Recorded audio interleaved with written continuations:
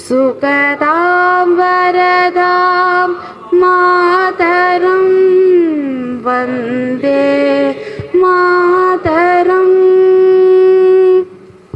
कोटि कोटि अनंत कल कल निनाद करले कोटि कोटि भुजै धृद कर करवाले अबला केनुमायथ बोले बहुबल तारिणीं नमामि तारिणीं रिपुदल वारिणीं मातरं वन्दे मातरम्। तुमि विद्या तुमि धर्मा तुमि हृदि तुमि मर्मा तुम ही प्राणाः शरीरे बहुते तुमि मां शक्ति हृदये तुमि मां भक्ति। तुम्हारी प्रतिमा घड़ी मंदिरे मंदिरे वंदे मातरम्। त्वं हि दुर्गा दश प्रहरण दायिनी कमला कमलदल निहारिणी वाणी विद्यादारिणी नमामि त्वां नमामि कमला ममला हतुलां शुभलां शुभलां मातरं वन्दे मातरम्। श्यामलां सरलां सुष्मितां भूषितां धरणीं भरणीं मातरं वन्दे मातरं वन्दे मातरं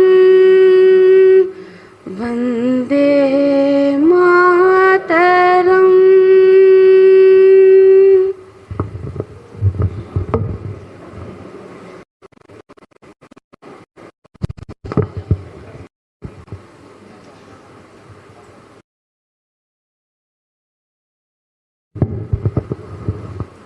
அனைவருக்கும் வணக்கம். சுவாமி விவேகானந்தரின் ஓர் அமுத மொழி. உலகில் இந்து எந்த மூலையில் பாதிக்கப்பட்டாலும் எவன் ஒருவனின் உள்ளம் துடிக்கிறதோ வலிக்கிறதோ அவனே ஹிந்து. இன்று அந்த சுவாமி விவேகானந்தரின் அமுத மொழியின் ஒரு வடிவமாக வங்கதேச இந்து உரிமை மீட்பு குழுவின் சார்பாக கருத்தரங்கம் இன்று இங்கு நடைபெற்று கொண்டிருக்கிறது.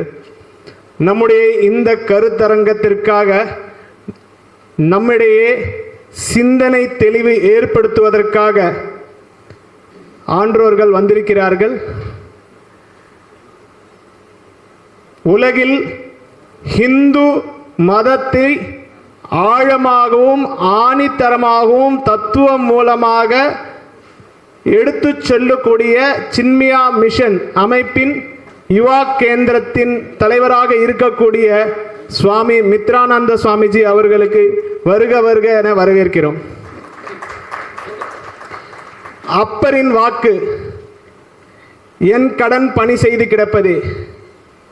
இராணுவத்தில் ஓய்வு பெற்ற பின்பும் இராணுவத்திற்குத்தான் ஓய்வு, தேசியத்திற்கும் தேசபக்திற்கும் ஓய்வில்லை என சிந்தனை மூலமாக சமுதாயத்தில் எழுச்சியை ஏற்படுத்தி கொண்டிருக்கும் முன்னாள் இராணுவ வீரர் மேஜர் மதன்குமார் அவர்களை வருக வருக என வரவேற்கிறோம். தேசிய கருத்தை தெள்ளத் தெளிவாக ஆணித்தரமாக சமூக ஊடகங்களில் பதிக்கக்கூடிய திருமதி பானு கோம்ஸ் அவர்களை வருக வருக என வரவேற்கிறோம். ராஷ்டிரிய ஸ்வயம் சேவக சங்கம் RSS பேரியக்கத்தின் வட தமிழக இணை செயலாளராக இருந்து சமுதாய பணியில் வழிநடத்தி வரும் திரு ராமகிருஷ்ண பிரசாத் அவர்களை வருக வருக என வரவேற்கிறோம். நம்முடைய இந்த கருத்தரங்கம், இந்த கருத்துக்கள் வந்திருக்கக்கூடிய ஆன்றோர்கள், சான்றோர்கள், பெரியோர்கள் அனைவரையும் வருக வருக என வரவேற்பதில் பெரும் மகிழ்ச்சி அடைகிறேன்.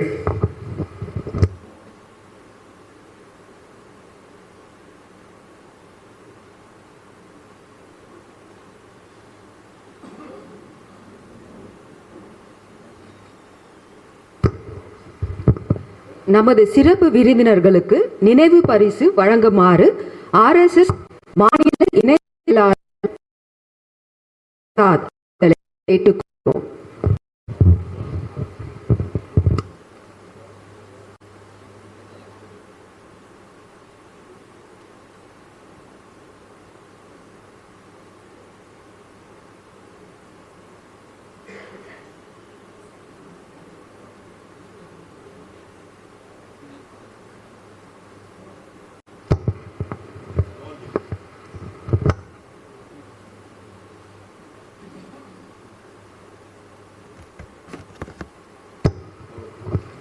ஸ்ரீ சந்திரசேகர் அவர்களை அழைக்கிறோம்.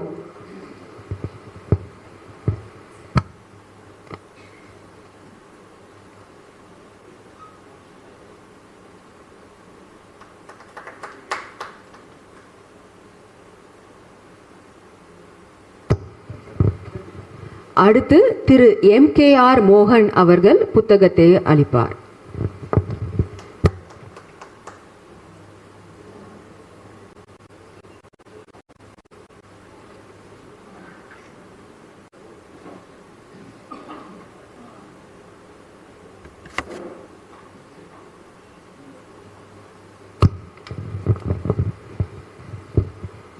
குருகுலம் வழியில் அடுத்த இளைய தலைமுறைகளை வழிகாட்டும் Chinmaya mission.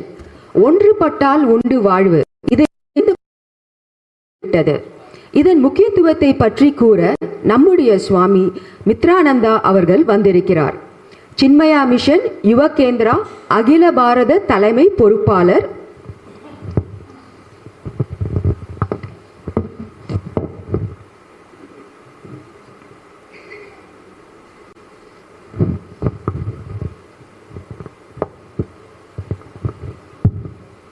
Check-in. Sri Gurubhyo Namaha. My salutations to everybody present here. Pranam, good evening.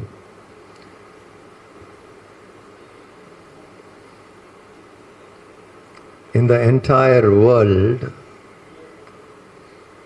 one race of people are peace-loving. Always, never harmed anybody, never saw anybody as a theological enemy. Hindu. And those Hindus are getting hurt again and again and again. Please remember, we don't have a theological enemy. But those who see us as theological enemy, they don't want us to live. And whenever our numbers are weakened anywhere, we get slaughtered. Almost 80 lakh square kilometers of land was Akhanda Bharat. Today our land is 32 lakh square kilometers. The land lost is more than the land retained. Please remember, we are the only nation, if you see, we were shrinking. For thousands of years we were very wide and started, we have to really understand if from 70 or 80 lakh square kilometers, if we are now only 32 lakh square kilometers, please imagine the amount of land lost, and all that land which was lost, we lost it only when we were not the majority in that place. When Hindus became minority in a particular geographical location, and then that land was lost. Bharat went down this way. This is something which we should know, that more than 50% of the land what we had, 60% of the land what we had, we have lost. That means we have shrunk. Whenever, wherever, if the Hindu population becomes thin, that land gets broken away from Bharat. And this has happened. Even now, if we Hindus don't wake up, we are not going to get awakened at this situation, then the tamo guna in us is very heavy. Very severe tamo guna. Somehow we have to wake our people from this tamas. Very indifferent. Something happens very indifferent. Look at the colossal confusion the Hindu youth has today. For Palestine, you will raise your voice. For Palestine, you will raise your voice. Across India. Somebody very close to you is getting massacred, no voice. We need to, the only way left for us is to caution people continuously. Remember, we must consider this as our duty. To caution people that we are shrinking. If we shrink beyond a point, it cannot be reversed. That awareness has to be told. That if we shrink beyond a certain point, it cannot be reversed. What is our birth rate? For a Hindu to plead to have 3 children is difficult. With 1 child. Go for second child. At this rate, where will we be? After a point, there are certain communities already in Bharat, Hindu communities. Their population cannot be reversed. If we don't become alert to this, we don't warn our people that there is a danger, there is a sword hanging above you. If we don't alert our people, we will only wake up when the sword actually comes on our neck. So even now, what is left, together we should rise. Few steps we can do. First step, please keep speaking about it. Keep talking about it. In every social gathering, in every family gathering, speak about it. First level of any progress can happen only when people become aware. We are not aware. There is some awareness which has come, thank God. But it is still far and very less. We need to talk to make people aware. The formula is very simple. If you become aware, only then you will care. Become aware, then you will care. When you care, you will act. Action will come from caring. For us to care, we must be aware. Hindu is not aware. In our temples, we should bring this awareness. That we are shrinking, we are reducing. If we don't fix it now, after a point of time, it cannot be reversed, and we don't want to go back there. There was a time when we had the power in this world, but never attacked anybody. That is our culture. When we controlled 32% of the world GDP, 32%, China was behind us. China had 22, 24. Between China and India, 56% of the world trade happened between these two nations. That was our richness. Still we never conquered anybody. We respect every religion because that is our nature, that is our spirituality. The rishis have clearly said. But when someone looks at us differently, please remember this philosophy is not applicable there. Krishna did not apply that philosophy. Krishna taught Arjuna, Adveshta Sarva Bhutanam, 12th chapter of the Bhagavad Gita. Adveshta Sarva Bhutanam. My devotee is incapable of hating anybody. Oh Arjuna, don't hate anybody. Maitra Karuna Evacha.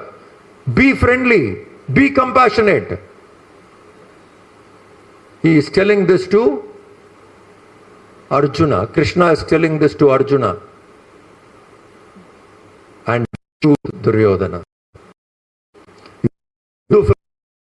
Without hatred, without vengeance, act. In the war you need to kill. Arjuna wanted to run away. You understand? Arjuna said, enough of this war. I don't want this war. I don't want this violence. Let me go. He made him stay here. I'll teach you. Taught him. And one of the philosophies, don't hate anybody. But at the same time, you can't avoid them. You have to shoot. Shoot Duryodhana. Take action without hatred. What a powerful philosophy taught in the war field. This is our philosophy.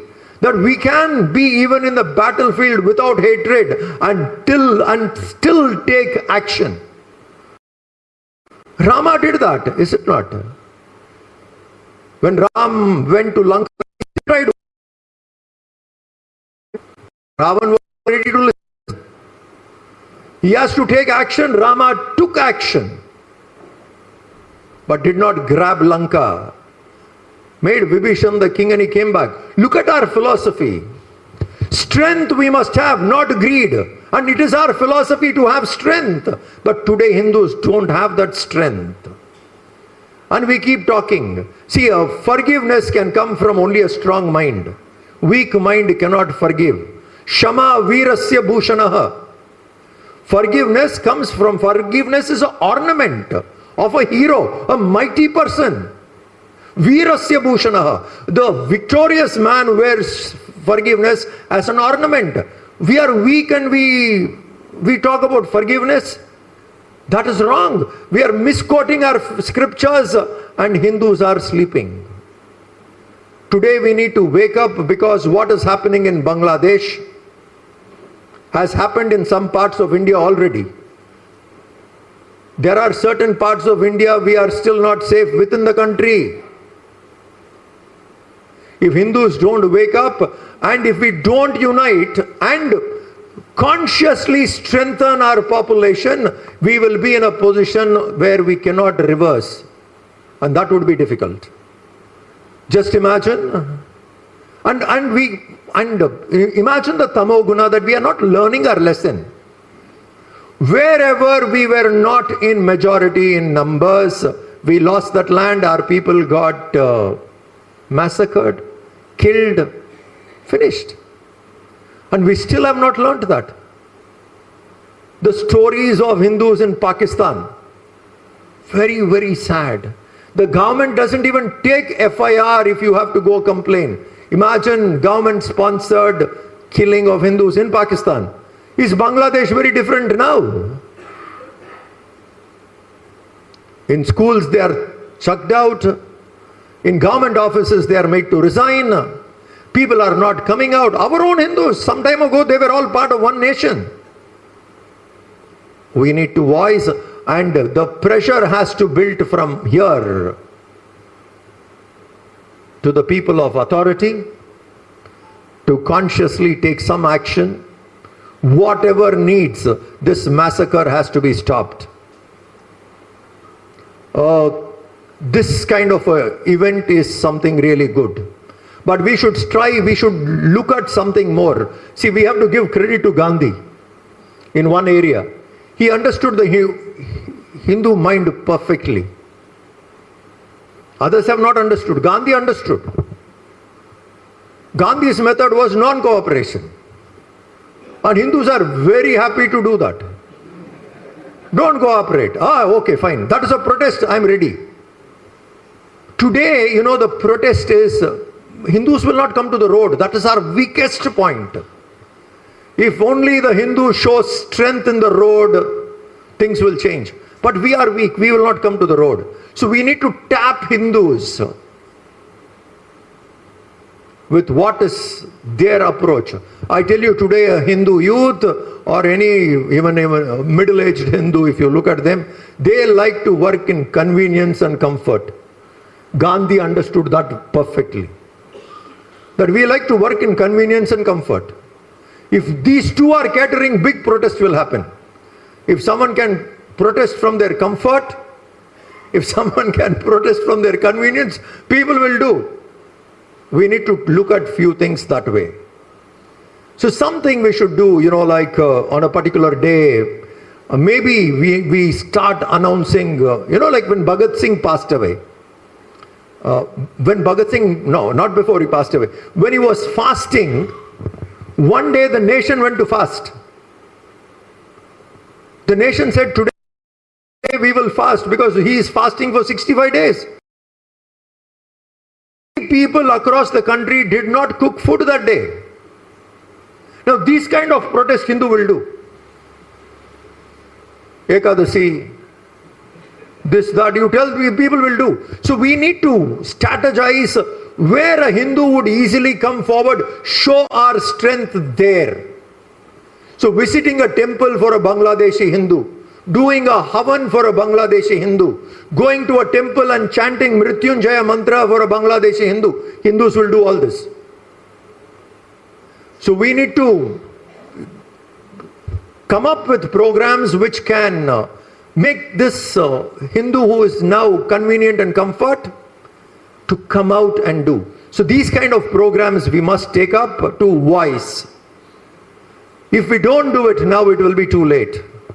We are shrinking, and if we start shrinking even within Bharat, gone. And please get out of this wrong notion, Hindus are majority. Hindus are majority where? At least in 9 or 10 states we are not majority. And we still think we are majority in this country. Where? 9 states at least we are not a majority. That means in all these places we have shrunk. Whatever is existing has to be sustained. It is an important issue that we look into it. We must give our solidarity to the Bangladeshis, and we must do certain programs which all of us can come together. Go to a temple, light a lamp for Bangladeshi Hindu. Go to a temple, break a coconut for Bangladeshi Hindu. Go to a temple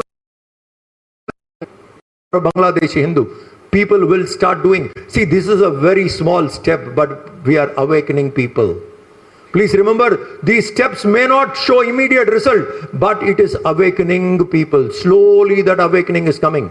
So these kind of things we should know. We should understand the Hindu mindset. If we expect Hindu to come to the road, never. If you expect Hindu to come and show strength on the streets, Hindus are not ready today.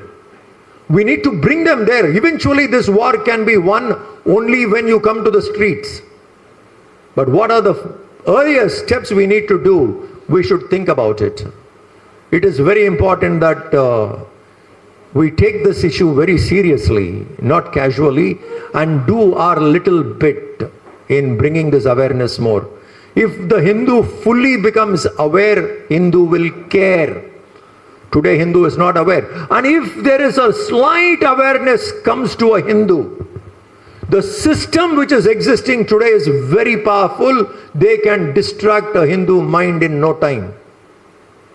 Some event will be created. Entire media attention will go there. Our span of staying focused is very short. So one event will distract, Hindus will get distracted. So we need to keep this awareness on and on and on. Otherwise, very quickly the Hindus will get distracted. Many programs we have done, that event has created an awareness, but it is not sustained. Immediately something at the global level or at the national level or at the state level, we will get distracted. One cricket match is enough. Gone, awareness gone that day, everybody sticking to the TV.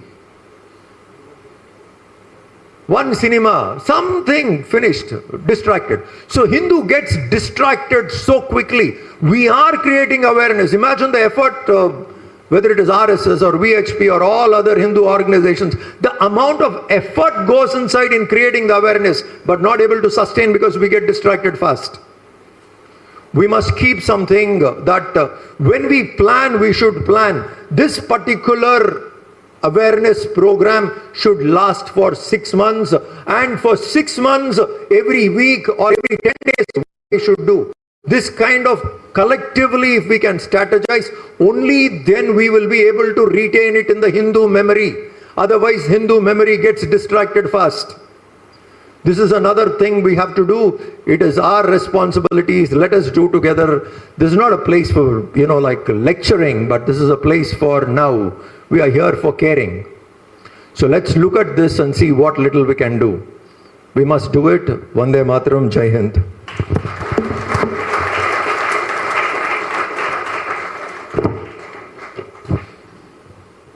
Call for Hindu unity.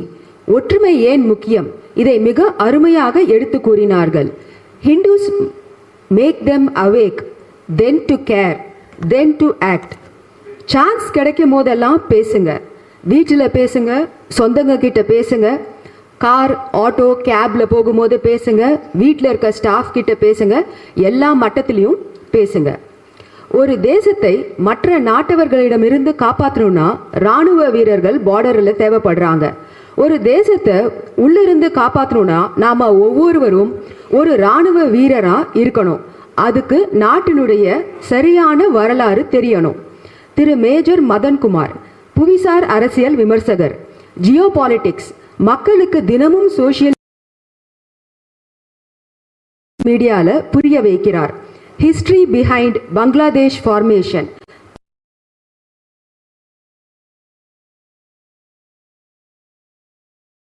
பற்றி பேச அழைக்கிறோம்.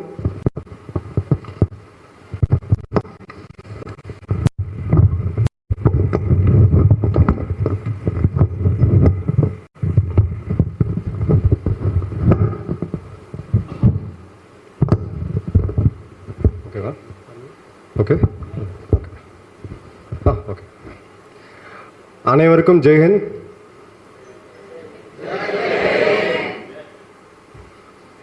ஜெய்ஹிந்த். Thank you. ரொம்ப கஷ்டமான topic history, கம்மியாக mark எடுத்த subject இது. But okay, வரலாறு கண்டிப்பாக தெரியணும். ஜோக்ஸ் அபார்ட், 20 நிமிஷம் கொஞ்சம் அட்டென்டிவாக இருங்க. ஏன்னா இந்த வரலாற்றை நீங்கள் எடுத்துகிட்டு போய் அடுத்தவங்க கிட்ட சேர்க்கணும். வரலாற்றை தான் நான் பேச போகிறேன். ஒரு நாடை உருவாக்கும் போது உலகத்திலே இப்படி ஒரு நாடை யாருமே உருவாக்கி இருக்க மாட்டாங்க. அதாவது வெஸ்ட் பாகிஸ்தான், இந்த பக்கம் ஈஸ்ட் பாகிஸ்தான், ஒரு 1500 மைல் தள்ளி. இதுக்கு ரெண்டு நடுவில் கனெக்டிவிட்டி கிடையாது. அப்போ பார்ட்டிஷன் அப்போ இந்த நெகோசியேஷன் நடந்துச்சு. எங்களுக்கு ஈஸ்ட் பாகிஸ்தான் வந்து வெஸ்ட் பாகிஸ்தான் அப்படியே ராஜஸ்தானில் ஆரம்பிச்சு அப்படியே உள்ள யூபி வந்து பீகார் வந்து பங்களாதேஷில் போய் ஜாயின் ஆகுது. இன்னைக்கு இருக்கக்கூடிய பீனோபால் அப்படின்னு சொல்லக்கூடிய அந்த பார்டர், அங்கே ஜாயின் ஆகிறதுக்கு எங்களுக்கு ஒரு ரோடு வேணும். அந்த ரோட்டுக்கு 10 கிலோமீட்டர் ஒரு வித்தில் இது வந்து எங்களுக்கு சொந்தமாக இருக்கணும் அப்படின்னு சொல்லி அப்போ ஒரு ப்ரொபோசலும் வைக்கப்பட்டுச்சு. நல்ல வேலை சர்தார் வல்லபாய் பட்டேல் அவர்களால் அந்த ரோட்டை நம்ம கொடுக்கல. கொடுத்துருந்தோம்னா ஒரு 2-3 இந்த நாடு உருவாக்கப்பட்டது ஒரு டெம்பரரி அரேஞ்ச்மெண்ட் தான். இந்த வரலாறு மாறாது, எழுதி வச்சுக்கோங்க. பாகிஸ்தான் அப்படின்றது உருவாக்கப்பட்டது ஒரு டெம்பரரி அரேஞ்ச்மெண்ட். ஸோ அதில் ஈஸ்ட் பாகிஸ்தான், வெஸ்ட் பாகிஸ்தான் மத ரீதியா எங்கேயாவது நாடு பிரிக்கப்பட்டிருக்கான்னு பாருங்க. மத ரீதியா உலகத்தில் south Korea, north Korea, east Germany, west Germany திரும்ப மெர்ஜ் ஆனோம். உலகத்தோடைய எல்லா அரசியலையும் பாருங்க, இது சஸ்டைனபிளே கிடையாது. ஸோ இது நமக்கும் தெரியும். ஸோ இப்போ எங்கே நான் வரோம் அப்படின்னு பார்த்தீங்கன்னா 1971 மார்ச் மாதம் இங்கே தான் அந்த பெங்கால் மேசக்கர் அப்படின்னு நம்ம ஜென்ரலைஸ் பண்ணிட்டோம். ஏன்னா இன்னைக்கு இருக்க மீடியா, அதாவது இந்த பெண்ணை ஹோல்ட் பண்ணுறவங்க வந்து லெஃப்ட், அதனால் அந்த ரைட்டோட ஹிஸ்ட்ரி கிடைக்காது, எங்கேயுமே கிடைக்காது. இன்றைக்கி கூகுள் பண்ணிங்க, விக்கிபீடியாலாம் பார்த்தீங்கன்னா அதே ஹிஸ்ட்ரி தான் இருக்கும். பெங்கால் மேசக்கர் அப்படின்னு இருக்கும். ஸோ அப்போது யாயா கான் பாகிஸ்தானுடைய, நான் பாகிஸ்தான் சொல்றேன்னா இன்னைக்கு இருக்க பங்களாதேஷும் இவங்க ஒரு ஆபரேஷன் சர்ச் லைட், தேசத்துக்கு எதிராக நிறைய விஷயங்கள் நடக்குது அப்படின்னு சொல்லிட்டு ஒரு ஆபரேஷன் சர்ச் லைட் அப்படின்றத ஜாயின் பண்றாங்க. இதுல 4 முக்கியமான பிளேயர்ஸ். ஃபர்ஸ்ட் பாகிஸ்தானுடைய ராணுவம், ரெண்டாவது பாகிஸ்தானுடைய துணை ராணுவம் கிழக்கு பாகிஸ்தான் இன்னைக்கு இருக்கக்கூடிய பங்களாதேஷ், மூணாவது மிக மிக முக்கியமான ஒரு ஃபோர்ஸ் ரசாக்கர்ஸ், நாலாவது மிக மிக முக்கியமான ஃபோர்ஸ் ஜமாத்தி இஸ்லாமி. இதை நான் ஏன் இப்ப சொல்றேன்றதுக்கு என்னோட முடிவில் நான் சொல்றேன், என்னோட விளக்கானு சொல்றேன். இந்த 4 முக்கியமான ஃபோர்ஸஸ் பிரச்சனை சிட்டகாங்ல ஆரம்பிக்குது. இன்னைக்கு இருக்கக்கூடிய சிட்டகாங், இன்னைக்கு நீங்க கேட்ட அதே நியூஸை மார்ச் மாசம் 26ஆம் தேதிக்கு அப்புறம் போய் ஆர்கைவ்ல ஹிந்து டைம்ஸ் ஆஃப் இந்தியால படிச்சீங்கன்னா இதே நியூஸை நம்ம அன்னைக்கு கேட்டிருக்கோம். வரலாற்றுல பாடம் கத்துக்கலன்னா நிஜ வாழ்க்கையில பாடம் கத்துக்கிறத விட கொடுமை எதுவுமே கிடையாது. வயலன்ஸை நீங்க டிவில எல்லாம் பார்த்திருப்பீங்க, நினைச்சு பார்க்க முடியாத தாக்கத்தை ஏற்படுத்தும். மன ரீதியா நீங்க தூங்கவே முடியாது. ஒரு மனுஷன் ஜடமா தான் வாழ்வான் அதுக்கப்புறம். அப்போ சிட்டகாங்ல 300 நம்ம பீகாரை சேர்ந்த மக்கள் கொல்லப்படுறாங்க. அந்த கொல்லப்படும் போது அங்க ஆர்மியை கொண்டு போய் டிப்ளாய் பண்றாங்க. டிக்கா கான் அப்படின்ற ஒரு ஜெனரல் அங்க ஆர்மியை டிப்ளாய் பண்ணும் பொழுது ஒரு 8 மாத காலம் இந்த ஆபரேஷன் சர்ச் லைட் அப்படின்றது நடந்துகிட்டே இருக்கு. இந்த 8 மாத காலத்துல அபிஷியல் ரெக்கார்ட் ஆஃப் பங்களாதேஷ், இன்னைக்கு இருக்கக்கூடிய பங்களாதேஷோட ஆர்கைவ்ல இன்னைக்குமே இருக்குது. அபிஷியல் ரெக்கார்ட் ஆஃப் பங்களாதேஷ் எவ்வளவு பெங்காலிகள் குறிப்பா இந்துக்கள் கொல்லப்பட்டாங்கன்னு உங்கள யாராவது ஒருத்தர் கெஸ் பண்ண முடியுமா? Just 30 lakhs. ஒரு வெஸ்டர்ன் எஸ்டிமேட் 5 லட்சத்துல ஆரம்பிச்சு ஒரு ரஷ்யாவோட அன்னைக்கு இருந்த சோவியத்தோட independent medium plus international human rights, international court of justice எல்லாமே 25 ல இருந்து 30 லட்சம் பேர் கொல்லப்பட்டாங்க, வெட்டி கொல்லப்பட்டாங்க. It was a massacre. Butchering கேள்விப்பட்டிருக்கீங்களா? கசாப்பு கடை, அதுதான் நடந்துச்சாங்க. 3 லட்சம் பெண்கள், ஒரு பேண்ட்வித். இன்னொரு பக்கம் எடுத்தீங்கன்னா 10 லட்சம். இதுக்கு நடுவுல உண்மை எங்கேயோ இருக்கு, நம்ம யாருக்குமே தெரியாது. நம்ம வாழ்க்கையில உச்சரிக்க முடியாத வார்த்தைகளால, யோசிச்சே பார்க்க முடியாத வார்த்தைகளால அந்த பெண்கள் ரொம்ப மோசமா, அந்த வார்த்தையை நான் சொல்ல மாட்டேன், உச்சரிக்க மாட்டேன். எல்லாருமே இங்க இருக்கவங்க எல்லாருக்குமே இந்த மெச்சூரிட்டி இருக்கும். அந்த அளவுக்கு சீரழிக்கப்பட்டாங்க. இதோட பேர் ஜெனோசைடு, இனப்படுகொலை. இன்னைக்கு இதோடைய டேர்ம் எப்படி மாத்தி வச்சிருக்கோம்? பெங்கால் மேசக்கர். இது ஒரு இனப்படுகொலை. இன்னைக்கு காசாக்கு நம்ம நிக்கிறோம், கண்டிப்பா நிக்கணும். எங்க மக்கள் கொல்லப்பட்டாலும் நம்ம நிக்கணும். அது இந்துக்களா, இஸ்லாமியர்களா, கிறிஸ்தவர்களா, சீக்கியர்களா, விஷயமே கிடையாது. மனித உயிர் தான், அதுக்கு ஒரு மதிப்பு இருக்கு. ஸோ இந்த இடத்த நம்ம ஏன் பார்க்கணும் அப்படின்னா, நான் சொன்ன அந்த 4 பிளேயர்ஸ், பாகிஸ்தான் ராணுவத்துக்கு பதிலாக இன்னைக்கு பங்களாதேஷோட ராணுவம் இருக்கு. அன்னைக்கு இருந்த பாகிஸ்தான் துணை ராணுவத்துக்கு பதிலாக இன்னைக்கு பங்களாதேஷோட துணை ராணுவம் இருக்கு. அதே ரசாக்கர்ஸ் இன்னைக்கு இருக்கிறாங்க.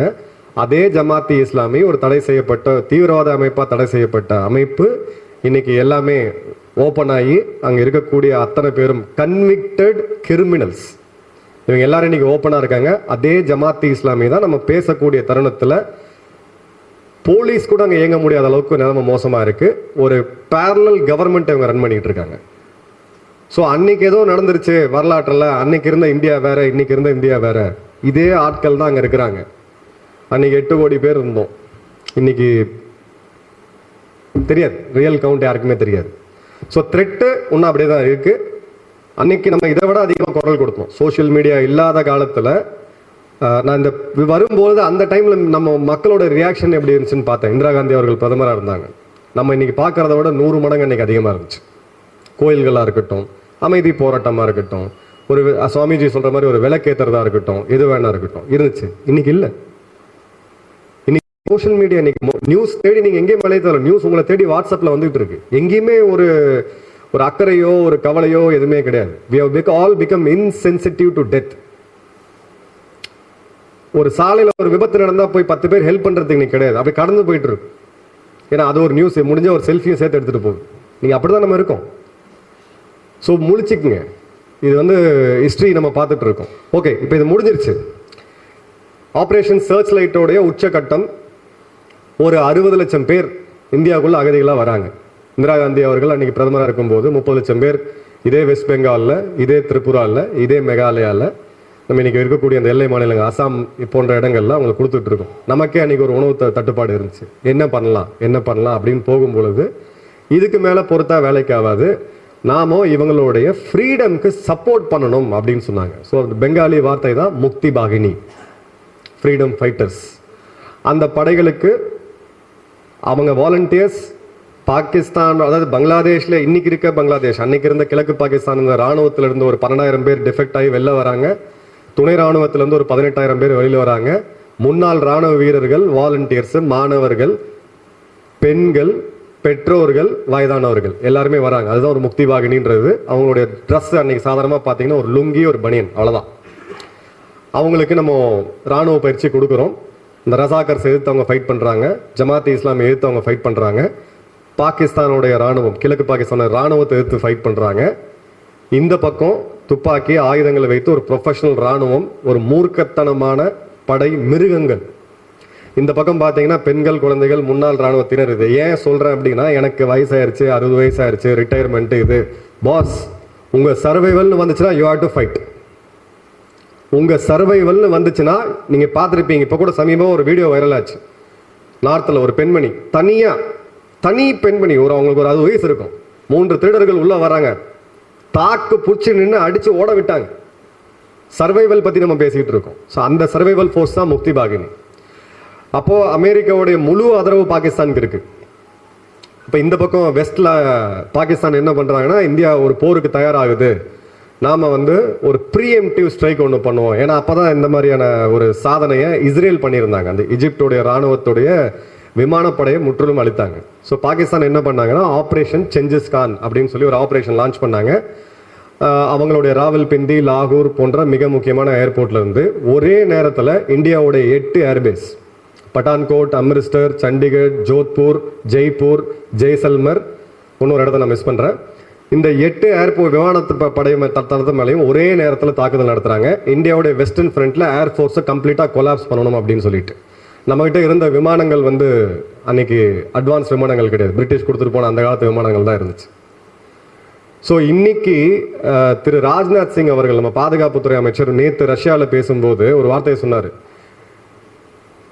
எக்ஸ்டர்னலா எங்களுக்கு 1000 ப்ரெஷர் வந்துட்டு இருக்கு, பப்ளிக்கா 1000 ப்ரெஷர் வந்துட்டு இருக்கு, பிரைவேட்டா எங்களுக்கு 1000 ப்ரெஷர் வருது, ஆனாலும் ரஷ்யா எங்களுடைய நண்பன் அப்படின்ற நிலைப்பாடுல இருக்கிறோம். ஏன்னா இதுக்கு ஒரு வரலாறு இருக்கு. அன்னைக்கு இதை விட அட்வான்ஸ்ட் ஏர்கிராஃப்ட்ஸ் நாங்க கொடுக்குறோம்னு வந்ததுதான் இந்தியாவுடைய ஃபேமஸ் MiG-21. போர் ஆரம்பிச்சது இந்திரா காந்தி அவர்கள் அன்னைக்கு தொலைக்காட்சியில், ரேடியோவில் அறிவிச்சாங்க, the nation is at war, Pakistan இந்த போரை துவக்கிட்டாங்க அப்படின்னு சொல்லிட்டு. 3ஆம் தேதி டிசம்பர் 1971 யுத்தம் 2 பக்கமுமே வெடிக்குது. நம்மளுடைய வெஸ்டர்ன் ஃப்ரண்ட், நம்மளுடைய ஈஸ்டர்ன் ஃப்ரண்ட். இந்த டைம்ல ராணுவ தளபதியா இருந்தது ஃபீல்ட் மார்ஷல் சாமக்ஸ் மானக்ஷா. 65ல் ஒரு மோசமான தோல்வியை நம்ம சீனாட்ட சந்திச்சோம். அதே ஈஸ்டர்ன் கமாண்ட், இன்னைக்கு கொல்கட்டாவை பேஸ் பண்ணி இருக்கக்கூடிய நம்மளுடைய கிழக்கு ராணுவ பிரிவு. ஒரு தோத்த ராணுவத்தை ஜெயிக்க வைக்கிறது அப்படின்றது ஒரு உச்சபட்சமான தலைமை பண்பு. ஜெயிச்சுக்கிட்டே இருக்கலாம், தோல்வியிலிருந்து வெற்றி கொண்டு வருது, ஒரு ராணுவத்தை கொண்டு வர்றது சாதாரண விஷயம் கிடையாது. அவருடைய பிரீஃபிங்ல 2 லைன் தான் சொன்னார் அவர். இந்த பக்கம் ஒரு தோல்வியை சந்திச்ச ஒரு மனம் தோன்று இருக்கக்கூடிய ஒரு ராணுவ படை, ஒரு 4 லட்சம் வீரர்கள், அவரோட 2 தான் அவருடைய ஆர்டர்ஸ், ஒரு ராணுவ தளபதியோடைய கட்டளை. அதுல என்னன்னா, ஏன்னா அந்த டைம்ல பெண்கள் இல்லை, அதனாலதான் அந்த வார்த்தை அப்படியே நான் சொல்றேன். Gentlemen, there is no withdrawal unless there is a written order. Those orders will never be issued. இதுதான். சண்டை போடுங்க, சண்டை போட்டு தான் ஆகணும். விட்ராயல் அப்படின்ற பேச்சுக்கே, பின்வாங்கன்ற பேச்சுக்கே இடம் கிடையாது. அப்படிப்பட்ட ஒரு உத்தரவு என்னைக்கும் வரவும் வராது. அப்ப செய் அல்லது செத்து மடி, சிம்பிளான இது ஆர்டர் தான். நம்ம ராணுவம் உள்ள போனாங்க, உலகம் எள்ளி நகையடிச்சு நம்மளை பார்த்து யுஎஸ்எஸ் என்டர்பிரைஸ் இருக்கிறதுலேயே ஒரு மிகப்பெரிய போர்க்கப்பல், ஒரு பெரிய அட்டாக் பேட்டல் குரூப்பை கொண்டு வந்து பே ஆஃப் பெங்கால்ல 670 நாட்டிக்கல் மைல் தூரத்தில் நாம் யாரை எதிர்த்து நிற்கிறோம்? அமெரிக்கா கொண்டு வந்து எடுத்தது போரை முடிக்கணும் அப்படின்னு சொல்றாங்க. அந்த சமயத்திலையும் அரசியல் ரீதியா யாருக்கு என்ன விமர்சனம் வேணாலும் இருக்கலாம் இந்திரா காந்தி அவர்கள் மேல, ஆனா இந்த போரை வழி நடத்தினதில்லை. அன்னைக்கு இருந்த பிரதமர் அவர்களும் சரி, அன்னைக்கு இருந்த எதிர்கட்சிகளையும் சரி, ஒரே ஒரு கட்சியை தவிர கம்யூனிஸ்ட். அதை ஒண்ணு மட்டும் பார்த்தீங்கன்னா மொத்த தேசமும் ஒரே நேர்கோட்டில் காஷ்மீர் டு கன்னியாகுமரி ரான் ஆஃப் கட்சி ஆரம்பிச்சு அருணாச்சல் வரைக்கும் தேசம் ஒன்னா நின்னுச்சு. ஆளுங்கட்சி எதிர்கட்சி எல்லாருமே இந்த போருக்கு நாங்க வருவோம்ட்டு. அன்னைக்கு நம்ம கிட்ட பணம் கிடையாது, எல்லாரும் தங்கத்தை கொண்டு வந்து கொடுக்குறோம்னு சொன்னாங்க. டிசம்பர் ஒரு 13 நாள்ல இவ்வளோ பெரிய ராணுவத்தை முற்றிலும் இதுக்கு மேல நீங்க சண்டையை போட முடியாது அப்படின்ற போது வழிகாட்டுதன் படிதான் நாங்க சரண்டர் ஆவோம், அவங்க முன்னாடி தான் நாங்க சரண்டர் ஆவோம் அப்படின்ட்டு. அப்பவும் திரும்பவும் சாம் மனக்ஷா ஒரே ஒரு வார்த்தை தான் சொன்னார், நீங்க நாங்க 4 பக்கமும் உங்களை சுத்தி நிக்கிறோம், சரண்டர் எப்படி ஆகணும்னு முடிவு பண்றது நாங்க தான், நீங்க கிடையாது. சரண்டர் ஆகாட்டி உங்களுடைய 1,00,000 துருப்புகள் கொல்லப்படுவீங்க, உங்களுக்கு வார்னிங் கொடுக்குறோம். 6 மணி நேரம். அதை பத்தி ஒரு திரைப்படம் கூட வந்திருக்கு இந்தியில, பாருங்க அந்த லாஸ்ட் மினிட்ல என்ன நடந்துச்சு அப்படின்னு சொல்லிட்டு. ஜெனரல் ஜேக்கப் அவர் தான் போய் அந்த சரண்டர் எடுத்தார். ஜெனரல் அரோடா சாரி, அதை பேச்சுவார்த்தை நடத்தினது ஜேக்கப் சார் அவர்கள். அந்த சரண்டர் அப்போ 93,000 வீரர்கள், உலகத்தோடைய கடந்த 300 வருட வரலாறு இல்ல இருக்கிறதுலயே ஷார்ட்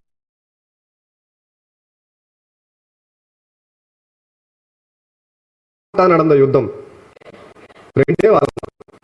ரஷ்யா உலகத்துடைய 2வது மிகப்பெரிய வல்லரசு, ராணுவ ரீதியா என்ன நடந்துட்டு இருக்கு உக்ரைன்ல, இந்த 3வது வருஷம் வரப்போகுது. இந்த பக்கம் இஸ்ரேல் எடுங்க, அவங்களுக்கு இல்லாத சப்போர்ட்டே கிடையாது. என்ன நடக்குது? முடிக்க முடியல. 13 நாட்கள்ல கிட்டத்தட்ட ஒரு 2 வாரத்துக்குள்ள ஒரு 93,000 வீரர்கள் சரண்டர் ஆகி, அதுல ஒரு தோத்த ராணுவ அதுல சில அந்த வெற்றிக்கு உண்டான சில திமிர் இருக்கும், ராணுவ வீரனுக்கே ஒரு திமிர் இருக்கும். அப்ப நம்ம என்ன பண்ணோம் அப்படின்னா, ஒரு உண்மை சம்பவத்தை சொல்றேன். கர்னல் கிருஷ்ணசுவாமி வீர் சக்ரா அந்த வார்ல சண்டை போட்ட ஒரு மிகப்பெரிய மகான், இதே சென்னையில தான் இருக்கிறாரு. அவர் என்கிட்ட பர்சனலா சொன்னது, பாகிஸ்தான் வீரர்கள் இறந்து கிடக்குறாங்க ஒரு 20 பேர்.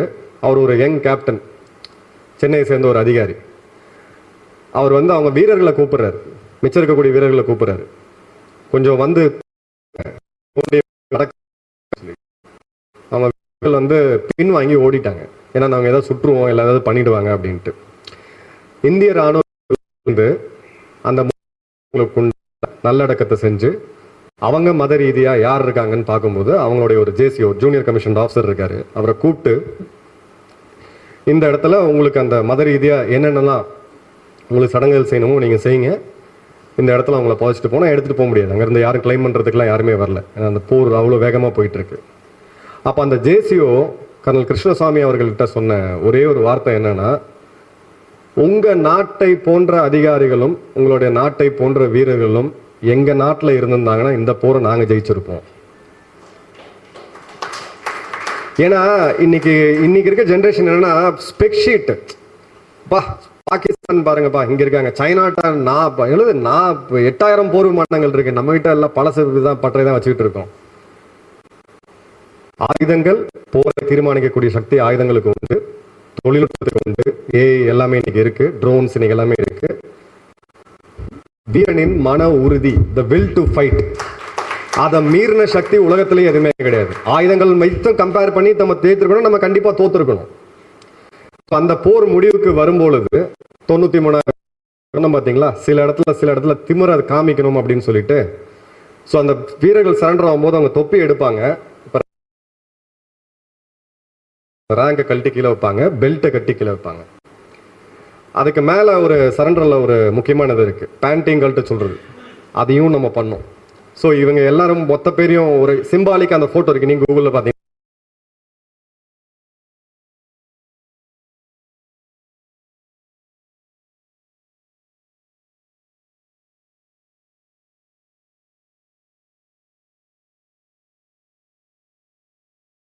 தெரியும்.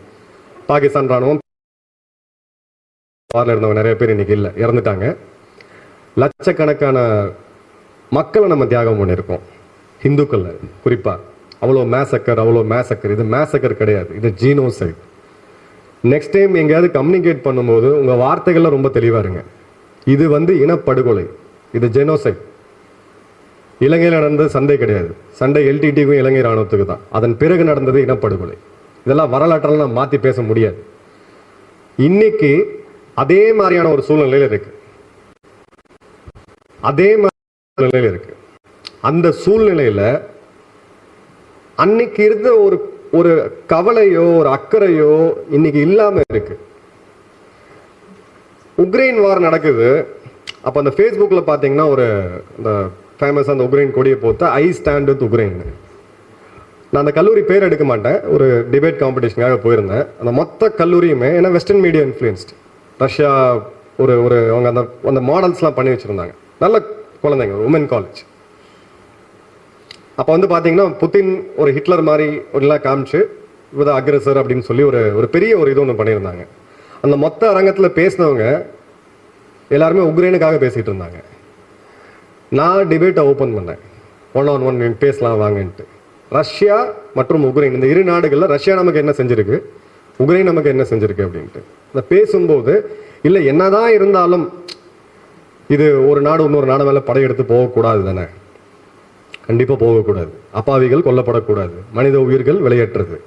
இன்னைக்கு அதே இது நடக்கும்போது எத்தனை பேர் போடுறோம் I stand with Hindus, I stand with Bangladesh. அங்கே இந்துக்கள் மத்தியில் கிறிஸ்தவர்களும் கொல்லப்பட்டு தான் இருக்காங்க, சீக்கியர்களும் கொல்லப்பட்டு தான் இருக்காங்க, ஜைனர்களும் கொல்லப்பட்டு இருக்காங்க. இஸ்கான் நிலைமை இன்னைக்கு நம்ம பார்த்தோம். இதே ஃபிளக்ஸ்ல இதே இஸ்கான், இதே சின்மயா மிஷன், இதே ஒரு 2 மாசம் முன்னாடி நடந்த பெருவெள்ளத்துல கொண்டு போய் உணவை பரிமாறினது இவங்க தான். ஏன்னா அந்த அன்னைக்கு இருந்த அந்த எனிமீஸ், இவங்களுடைய அந்த ரசாக்கர்ஸ் இன்னைக்கு இருக்கிறாங்க, ஜமாத் இஸ்லாமி இன்னைக்கு அவங்க இருக்காங்க, தடை செய்யப்பட்ட ஒரு அமைப்பு. ஸோ இந்த இதை நம்ம குரல் கூட நம்மளால கொடுக்க முடியாது, நம்மளால எதுவுமே பண்ண முடியாது அப்படின்னா, சுயநலத்துக்கு எக்ஸ்பைரி டேட் உண்டு, தன்னலத்துக்கு எக்ஸ்பைரி டேட் உண்டு, பொது நலத்துக்கு எக்ஸ்பைரி டேட் கிடையாது. தயவு செய்து எல்லாரும் முழிச்சுக்குங்க, சுயநலமா இருக்காதீங்க. எங்கேயோ நடக்குது, ஏதோ ஆகுது, நம்ம என்ன பண்ணணும், நீங்க எல்லாரும் போய் சண்டை போடுங்க, வன்முறையில் இருங்கன்னு யாருமே பேசவே இல்லை. அதுக்காக ஏஞ்சி நில்லுங்க. உங்க ஸ்பியர் ஆஃப் இன்ஃப்ளூயன்ஸ்னு ஒன்று இருக்கு, நீங்க உங்க ஃபேமிலி, உங்களுடைய ஃப்ரெண்ட்ஸ், இது கருத்து பரிமாறுங்க. இதுக்கு எதிர்கருத்து பேசாம இருக்கலாம், ஜனநாயக நாடு, எல்லாருக்கும் இந்த ஒரே கருத்துல இருக்கணும்னு அவசியம் கிடையாது. இந்துக்களுக்கே வேற கருத்து இருக்கலாம், தப்பே கிடையாது. இது பேசுங்க, எடுத்து பேசுங்க, விவாதமாக்குங்க, நிறைய இதை பத்தி பேசுங்க. இப்போ சுவாமிஜி சொல்லிட்டு இருந்தாரு, திரிபுராவுக்கு நமக்கு ஒரு கடற்கரை இருந்திருக்கணும், நமக்கு ஒரு போர்ட் இருந்திருக்கணும். 71 நம்ம வாங்காம விட்டோம். அன்னைக்கு நினைச்சிருந்தா நம்ம காஷ்மீரையும் வாங்கிக்கலாம், என்ன வேணா வாங்கிருக்கலாம். ஆனா அன்னைக்கு இருந்த ஜியோ பொலிட்டிக்கல் சினாரியோ வேற, எவ்வளோ ரிஸ்க் எடுக்கலாம் அப்படின்ற ஒரு பாயிண்ட்ல நம்ம ஒரு இடத்துல நிறுத்துறோம். ஷிம்லா அக்ரிமெண்ட் நடக்குது, ஒரு 900 கிலோமீட்டர் நினைக்கிறேன் ரஃபா காஷ்மீரோட பகுதியை நம்ம எடுத்துக்கிட்டோம். லாகூர் வரைக்கும் நம்ம ராணுவம் போச்சு, வேண்டாம்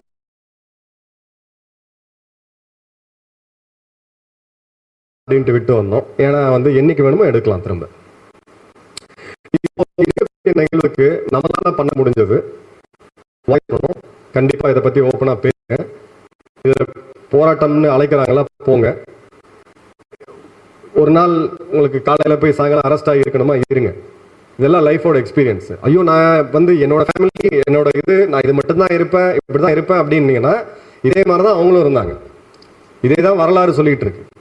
வரலாறு இவ்வளவும் கற்றுக் கொடுத்து 71 ஒரு பாடம் கற்றுக்கிட்டு 50 வருஷம் கழிச்சு திரும்ப அதே பாடத்தை நம்ம திரும்பவும் நம்மளுடைய மக்கள் ரத்தத்தை கொடுத்து தான் கற்றுக்கணும் அப்படின்றது லாஜிக்கா கிடையாது.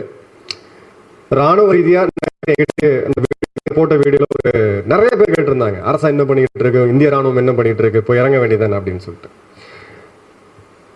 19ஆம் தேதி பிப்ரவரி 2009 இது ஒரு உண்மை சம்பவம். பிடிஆர் அப்படின்னு சொல்லி பங்களாதேஷ் ரைஃபிள்ஸ் அப்படின்னு சொல்லி ஒரு படைப்பிரிவு, அந்த பங்களாதேஷ் ரைஃபிள்ஸ்ல அதிகமா இருக்கிறது அவங்க ஷேக் ஹசீனாக்கு முன்னாடி பேகம் கலிதா ஜியா அவர்கள் பிரதமராக இருக்கும் பொழுது ஒரு கணிசமான அளவு இந்த ரசாக்கர்ஸ், இந்த ஜமாத்தீஸ் எல்லாம் போய் அங்க சேர்ந்தாங்க. அங்க ஒரு பெரிய கலகம் வெடிச்சது, மியூட்டினி. ஒரு காவல்துறையிலயோ இல்ல ராணுவத்திலயோ மியூட்டினின்றது ரொம்ப ரொம்ப சீரியஸான விஷயம். ஏன்னா ஆயுதங்களை ஏந்தி இருக்கக்கூடிய வீரர்கள் அவங்க எல்லாமே.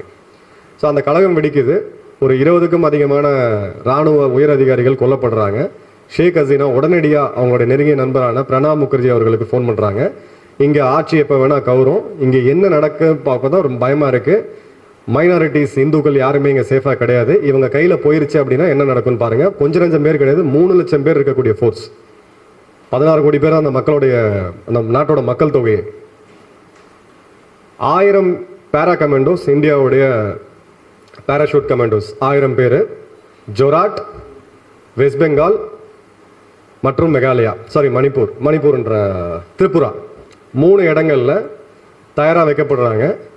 அந்த பங்களாதேஷ் ரைஃபிள்ஸோடைய தலைமை இராணுவ தளபதிக்கு இங்கேருந்து ஒரு ஃபோன் போகுது. இன்னும் 1 மணி நேரத்தில் இந்த ட்ராமா நிக்காட்டி இந்திய இராணுவத்தையோட கமாண்டோ படைப்பிரிவினர் 1000 பேர் உங்களுடைய சிட்டகாங் ஏர்போர்ட், உங்களுடைய பங்களாதேஷோடைய ஜியா ஏர்போர்ட், இது 2ஐயும் கைப்பற்றுவாங்க. உங்கள் நிலைமை என்ன ஆகும்னு யோசிச்சு பாருங்க. இன்னும் 2 மணி நேரத்துக்குள்ள இது நிற்கணும். நின்றுடுச்சு. தேவையாக இருந்தால் நம்ம இறங்கியிருக்கலாம். நின்றுடுச்சு. இன்னைக்கு நம்ம பேசிட்டு இருக்கக்கூடிய தருணத்தில், நான் இப்போ இதை பற்றி பேசிட்டு இருக்கக்கூடிய தருணத்தில் வெஸ்ட் பெங்காலில் இருக்கக்கூடிய, நான் யார் என்னன்னு பேர் எடுக்க முடியாது, என்னோட நெருங்கிய நண்பர், இராணுவத்தில் இருக்கக்கூடிய ஒரு நண்பர், என்னுடைய இன்னொரு நண்பர் விமானப்படையில் இருக்காரு. என்னப்பா இவங்க ஒரே நேரத்தில் சுகோயும் ரஃபேலும் பறந்துட்டு இருக்கு தலைக்கு மேலே ஆஷிமரால அப்படின்ட்டு. இது நீ நடக்கும், நாளைக்கு நியூஸில் வரும் பாருங்க, சரிங்களா? ஒரே ஒரு ரஃபேல், ஒரே ஒரு சுகோய் 2 சேர்ந்து போயிட்டு இருக்கு. முந்தானேத்து அவங்களுடைய ஒரு முன்னாள் ராணுவ அதிகாரியும் ஒரு பங்களாதேஷ் நேஷனல் பார்ட்டின்னு சொல்லக்கூடிய பிஎன்பியோடைய ஒரு அரசியல்வாதி என்ன சொன்னாங்கன்னா, நாங்கள் நினைச்சா 4 நாளில் பீகார், ஒரிசா, வெஸ்ட் பெங்காலை தூக்கிடுவோம் உங்ககிட்ட இருந்து. எங்களுடைய ராணுவம் வந்து ரொம்ப கட்டுக்கோப்பானது, நாங்கள் ரொம்ப திறமையானவங்க இதுன்னு சொல்லிட்டு. திறமையான ராணுவம் நான் மதிக்கிறேன். பங்களாதேஷ் ராணுவத்திலையும் என்னுடைய அதிகாரிகள் எனக்கு நண்பர்களாக இருக்கிறாங்க. பட் பாஸ், நீங்கள் மோதுறது வந்து இந்திய ராணுவம். இதை நான் அங்கே இருந்துன்றதுக்காக சொல்லல, நான் இருந்துன்றதுக்காக பெருமையாக சொல்கிறேன் நினைக்காதீங்க. நான் வந்துட்டேன், என்ன மாதிரி 100 பேர் போவாங்க, உங்கள் குடும்பத்திலேருந்து போவாங்க. ராணுவத்துக்கும் அரசியலுக்கும் சம்மந்தம் கிடையாது, இது நாட்டோடைய ராணுவம். இங்கே இன்னைக்கு நம்ம பேசக்கூடிய தருணத்தில் நேற்று பிஎஸ்எஃப் ஒரு முக்கியமான பகுதி, ஒரு முக்கியமான மாவட்டம், வெஸ்ட் பெங்காலில் இருக்கக்கூடிய மாவட்டம், அந்த இடத்துல சொன்னாங்க பிஎஸ்எஃப் 0 பாயிண்ட், அதாவது எல்லையை விட்டுட்டு ஒரு 250-300 மீட்டர் தள்ளி தான் பிஎஸ்எஃப் தங்களுடைய இதை வச்சிருப்பாங்க, பார்டர் செக்யூரிட்டி ஃபோர்ஸ். அதுக்கு பின்னாடி ராணுவம் இருக்கும். 0 பாயிண்ட் அப்படின்றது ஏற்று போய் நின்ட்டாங்க, அங்கே போய் நிற்கிறாங்க. ராணுவம் இதெல்லாம் தூக்கி ஓரமாக வைங்க. இன்னைக்கு ராத்திரி பிஎஸ்எஃபோட டிஜிபி இருக்கக்கூடிய பிஎஸ்எஃப் படை 4700 கிலோமீட்டர் இந்திய பங்களாதேஷ் எல்லை, அதில் நம்ம வந்து ஒரு 3000 கிலோமீட்டர் ஃபிசிக்கலாக கார்ட் பண்ணிட்டு இருக்கோம். எவ்ரி 1 கிலோமீட்டர் பார்த்தீங்கன்னா மீடியம் மிஷின் கன் MMGன்னு சொல்லுவோம். டிஜிபி இன்னைக்கு ஒரு ஆர்டர் கொடுக்குறாரு, அந்த மீடியம் மிஷின் கன்னை ஒரு 5 நிமிஷம் ஃபயர் பண்ணுங்கன்ட்டு. 5 நிமிஷம் தான். ஒரு 3000 கிலோமீட்டரில் 5 நிமிஷம் இதை பண்ணால் போதும். நாளைக்கு அங்கே எல்லாம் நிறுத்திடுவாங்க, எல்லாம் நின்றுடும். ஆனால் அதை ஏன் நம்ம பண்ணாமல் இருக்கோம் அப்படின்னா, இன்னைக்கு இருக்கக்கூடிய ஜியோ பொலிட்டிக்கல் சுச்சுவேஷன் வேற. நம்ம நினைச்சா பண்ண முடியும். 1000 பேரா கமாண்டோக்கள் போதும் இங்கே வந்து பார்த்துக்கிறதுக்கு. நான் பெருமைக்காகலாம் பேசல, உண்மையான நிலவரம் இதுதான். நம்மளுடைய விமானப்படையில் இருக்கக்கூடிய போதும், ஒரு பிஎஸ்எஃப் படை போதுங்க. இதுக்கு ஒன்றும் பெரிய லெவலெல்லாம் கிடையாது. நேற்று தான் மம்தா பானர்ஜி அவர்கள் சொன்னாங்க, நீங்கள் வந்தீங்கன்னா நாங்கள் லாலிபாப்பா சாப்பிட்டுட்டு இருப்போம் அப்படின்ட்டு. ஸோ ராணுவ நடவடிக்கை அப்படின்றது, the soldier starts his work when the diplomat fails. பேச்சுவார்த்தை முடிஞ்சு எல்லாம் போய் சரி இதுக்கு மேலே பேசுறதுக்கு எதுவுமே இல்லை, பேச்சுவாய் தோல்வி ஆயிடுச்சுன்னா அங்கே ராணுவ வீரன் அங்கே தான் தன்னுடைய கடமையை செய்கிறான். இதை பகவத்கீதையில் பெரியவங்கெல்லாம் இருக்காங்க, அதை பற்றி பேசுவாங்க. அது சொன்னார், கிருஷ்ணாவே சொன்னார், Arjuna, you have done enough to make peace with, now go and give the war they want. அந்த நிலைமைக்கு இவங்க போகணும்னு நினைச்சாங்க.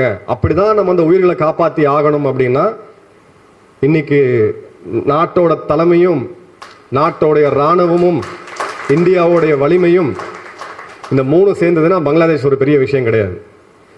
பட் அந்த நிலைமைக்கு போகாமல் நிற்கணும். ஏன்னா ஒரு போர் அப்படின்றது ஒரு நாட்டை பின்னாடி எடுத்துகிட்டு போயிடும். அதை நம்ம மேலே திணிக்கப்படும் பொழுது நிச்சயமாக இராணுவம் தன் கடமை செய்யும். ஏன் இந்திய இராணுவம் போல அப்படின்றதுக்கான கிரிட்டிசிசம் நிறையாவே என்கிட்ட வருது. அதற்காக இந்த பதிலை சொன்னேன். நம்மளால் முடிஞ்சது, நாம் செய்ய வேண்டியது ஒன்று வந்து 3 விஷயம் வாழ்க்கையில். Must to, wish to, good to. இது வந்து மஸ்ட் டு. இது நீங்கள் பண்ணல, ஏதோ வந்தேன் இன்னைக்கு கேட்டேன், மலையில் வந்து கேட்டேன், யாரோ 3 பேர் மேடையில் வந்து பேசினாங்க, பேசிட்டு போயிட்டாங்க, நம்ம திரும்ப போயிட்டு நம்ம வாழ்க்கையில் பிஸியாக இருப்போம் நினச்சிங்கன்னா உங்களுடைய கார்லயோ பைக்லயோ பாருங்க, ஒரு சின்ன சென்டென்ஸ் எழுதியிருக்கோம்.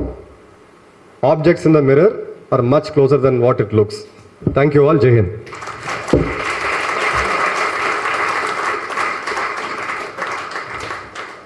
வரலாறு முக்கியம்.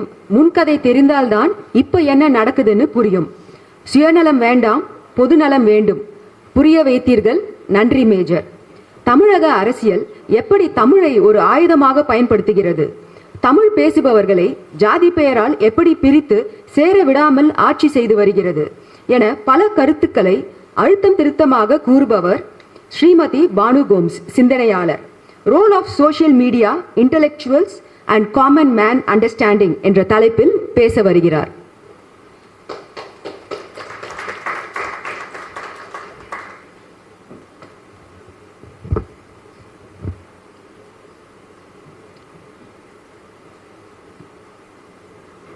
பங்களாதேஷில் தாக்கப்பட்டு கொண்டிருக்கும் மைனாரிட்டிஸ், இந்துக்கள்,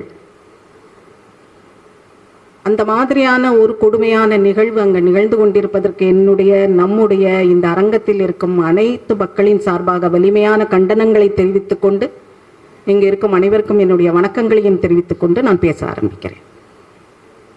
எனக்கு கொடுக்கப்பட்டிருக்கும் தலைப்பு மீடியா, அறிவுஜீவிகள், காமன் மேன், சாமானிய மனிதன். இந்த 3 பேரும் ஏன் ரியாக்ட் பண்ணாம இருக்கிறாங்க? இது இதற்குத்தான் ரியாக்ட் பண்ணாம இருக்கிறாங்களா அப்படின்னு ஒன்று யோசிச்சு பார்த்தோன்னா,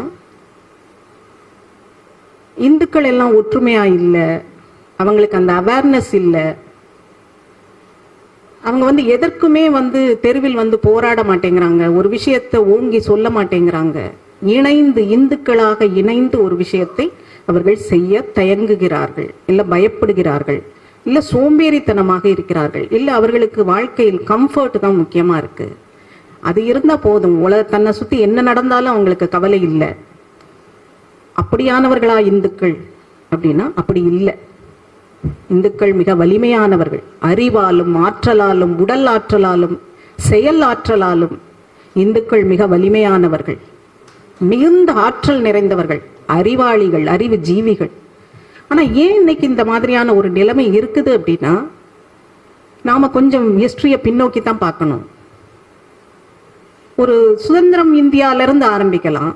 1947 நம்மளுடைய சுதந்திர போராட்டம் எவ்வாறு நடந்தது அப்படிங்கிறதுல இருந்து. ஆனா அதற்கப்புறம் சுதந்திரம் அடைந்த பிறகு இந்தியாவில் அரசாங்கம் எவ்வாறு இருந்தது, அதில் இந்துக்களாக, இந்து மக்களாக, இல்ல அவர்களுக்கு ஏதேனும் ஒரு குறை இல்ல ஒரு சங்கடம் ஏதோ ஒன்று ஏற்பட்டால் அதை உடனே அட்ரஸ் பண்ணணுங்கிற மாதிரியான அரசாங்கம் இருந்ததா? இது எத்தனை ஆண்டு காலம் நீடித்திருக்கிறது? சுமார் 70 வருஷங்களுக்கு மேல். இடையில் ஒரே ஒரு முறை இந்துக்களுக்காகவும் பேசுகிற ஒரு அரசாங்கம் அமைந்தது, மீண்டும் பழைய அரசாங்கம். அப்ப தொடர்ச்சியாக ஒரு நாட்டில் இருக்கிற எவ்வளவு பெரிய மக்கள் திரளாக இருந்த நாமளே 100% இருந்தாலும் ஏற்கனவே இன்வேஷன்ஸ் மூலமாக நாம பாதிக்கப்பட்டிருக்கிறோம். அதை தாண்டி அடுத்து நமக்காக நாம் போராடி பெற்ற ஒரு அரசாங்கம் நமக்காக பெரிய அளவில் அக்கறை செலுத்தனிய இந்துக்களாக இருக்கிறீர்களா, அவங்களுக்கு இந்த சங்கடம் வந்தா உடனே அட்ரஸ் பண்ணும், அந்த மாதிரியான ஒரு நம்பிக்கையை கொடுக்காத அரசாங்கம் தான் இதுவரை இருந்திருக்கு. இப்பொழுதுதான் தொடர்ச்சியாக ஒரு 15 வருடங்கள் இருக்கக்கூடிய ஒரு 12 வருடங்களாகத்தான் இந்துக்களுக்கு ஏதேனும் ஒரு பிரச்சனை என்றால் அதை அட்ரஸ் பண்ணுவார்கள் என்கிற நம்பிக்கையை கொடுக்கிற ஒரு அரசாங்கமும் அமைந்திருக்கு. இது செக்யூலர் கண்ட்ரி. இந்துக்களுக்காகவும் அரசாங்கம் கவலைப்பட வேண்டும், பேச வேண்டும், அவர்களுக்கு ஒரு சங்கடம் வரும்போது அதை அட்ரஸ் பண்ண வேண்டும். செக்யூலர் கண்ட்ரியில ஒரு அரசாங்கம் அனைத்து மதத்தினரையும் அரவணைத்து போக வேண்டும், இல்ல அனைத்து மதத்தினரிடமிருந்து விலகி இருக்க வேண்டும். இந்த ரெண்டுல ஏதோ ஒண்ணு செய்யணும், அது செக்யூலர். அதுக்கான டெபினிஷன் அதுதான். அப்ப இதை தொடர்ந்து இந்த மாதிரியான சூழலில் தொடர்ந்து ஏற்கனவே இன்வேஷன்ஸ்ல பாதிக்கப்பட்டோம். அதற்கு பிறகு தொடர்ந்து ஒரு 70 வருடங்களாக இருந்த அரசியல், அதிலிருந்து மக்கள் என்ன உணர்வில் இருக்கிற, என்ன ஆற்றலுக்கு குறைவில்லை, அறிவுக்கு குறைவில்லை, சிந்தனைக்கு குறைவில்லை, எதிலும் யாருக்கும் குறைந்தவர்கள் அல்ல இந்துக்கள். ஆனா அவர்களுடைய கான்பிடன்ஸை உடைத்து போட்டிருக்கிறது, நம்பிக்கையை உடைத்து போட்டிருக்கிறது இந்த தொடர் அரசியல். இன்றைக்கு இந்தியாவில் இருக்கிற அரசியல் எல்லா இடங்களிலும் ஒரு சின்ன இடம் கூட விடாமல் எல்லா இடத்திலும் நீக்கமர நிறைந்திருப்பது அரசியல். அந்த அரசியல் தான் தீர்மானிக்கிறது நாம் எதை பேசலாம், எதை பேச வேண்டாம், எதை பேசினா பிரச்சனை, எதை பேசலைன்னா நம்ம எப்படி நிம்மதியா இருக்கலாம். இதை தொடர்ந்து கற்றுக் கொடுத்து கொண்டே இருக்கிறது. யாருக்கு கற்றுக் கொடுத்து கொண்டே இருக்கிறது? இந்துக்களுக்கு கற்றுக் கொடுத்து கொண்டே இருக்கிறது. அதனாலதான் இந்துக்கள் ஜாதியாக பிரிகிறார்கள். ஜாதியா இருந்தா எனக்கு ஒரு பாதுகாப்பு, இந்துவாக இருந்தால் பாதுகாப்பு என்று நினைத்திருந்தால் இந்த ஜாதி ரீதியான பிரிவு வந்திருக்கவே செய்யாது. ஜாதிகளாக வாழ்ந்திருப்பாங்க. ஆனா ஒன்றிணைவதுங்கிறது இந்துவாக ஒன்றிணைந்திருப்பார்கள். அதை நடக்க விடாமல் செயல்பட்டது அரசியல். இன்றைக்கும் அதேதான் நிலைமை. அப்ப இந்துக்களுக்கு ஏன் நீங்க வரமாட்டீங்க? அதற்கான சூழ்நிலையை ஏற்படுத்தி கொடுக்க வேண்டும். இன்னைக்கு உங்களுக்கு மீடியா அந்த செய்தியை பெரிய அளவில் பேசவே இல்லை. ஒவ்வொரு நிமிடமும் அது தொடர்ந்து பிரேக்கிங் நியூஸ் போட்டிருக்கணும், இந்த மாதிரியான ஒன்று நடக்கிறதுன்னு சொல்லியிருக்கணும். ஆனா அந்த மாதிரி அங்க நடந்து கொண்டிருக்கும் போது கூட அந்த மாதிரியான ஒரு செய்திகள் பெரிய அளவில் வரல. சில இதுல வரவே இல்லை. ஏன் வரல? எப்படி நீங்க ஒவ்வொரு முறையும் நாம் என்ன தொடர்ந்து செய்து கொண்டே இருக்கிறோம்? மீடியா செய்தி போடல, இந்த செய்தியை பிளாக் பண்ணிட்டாங்க, இந்த செய்தியை பிளாக் பண்ணிட்டாங்க, இதை போடல, அதுனா போடுறான், இதை போட மாட்டேங்கிறான்.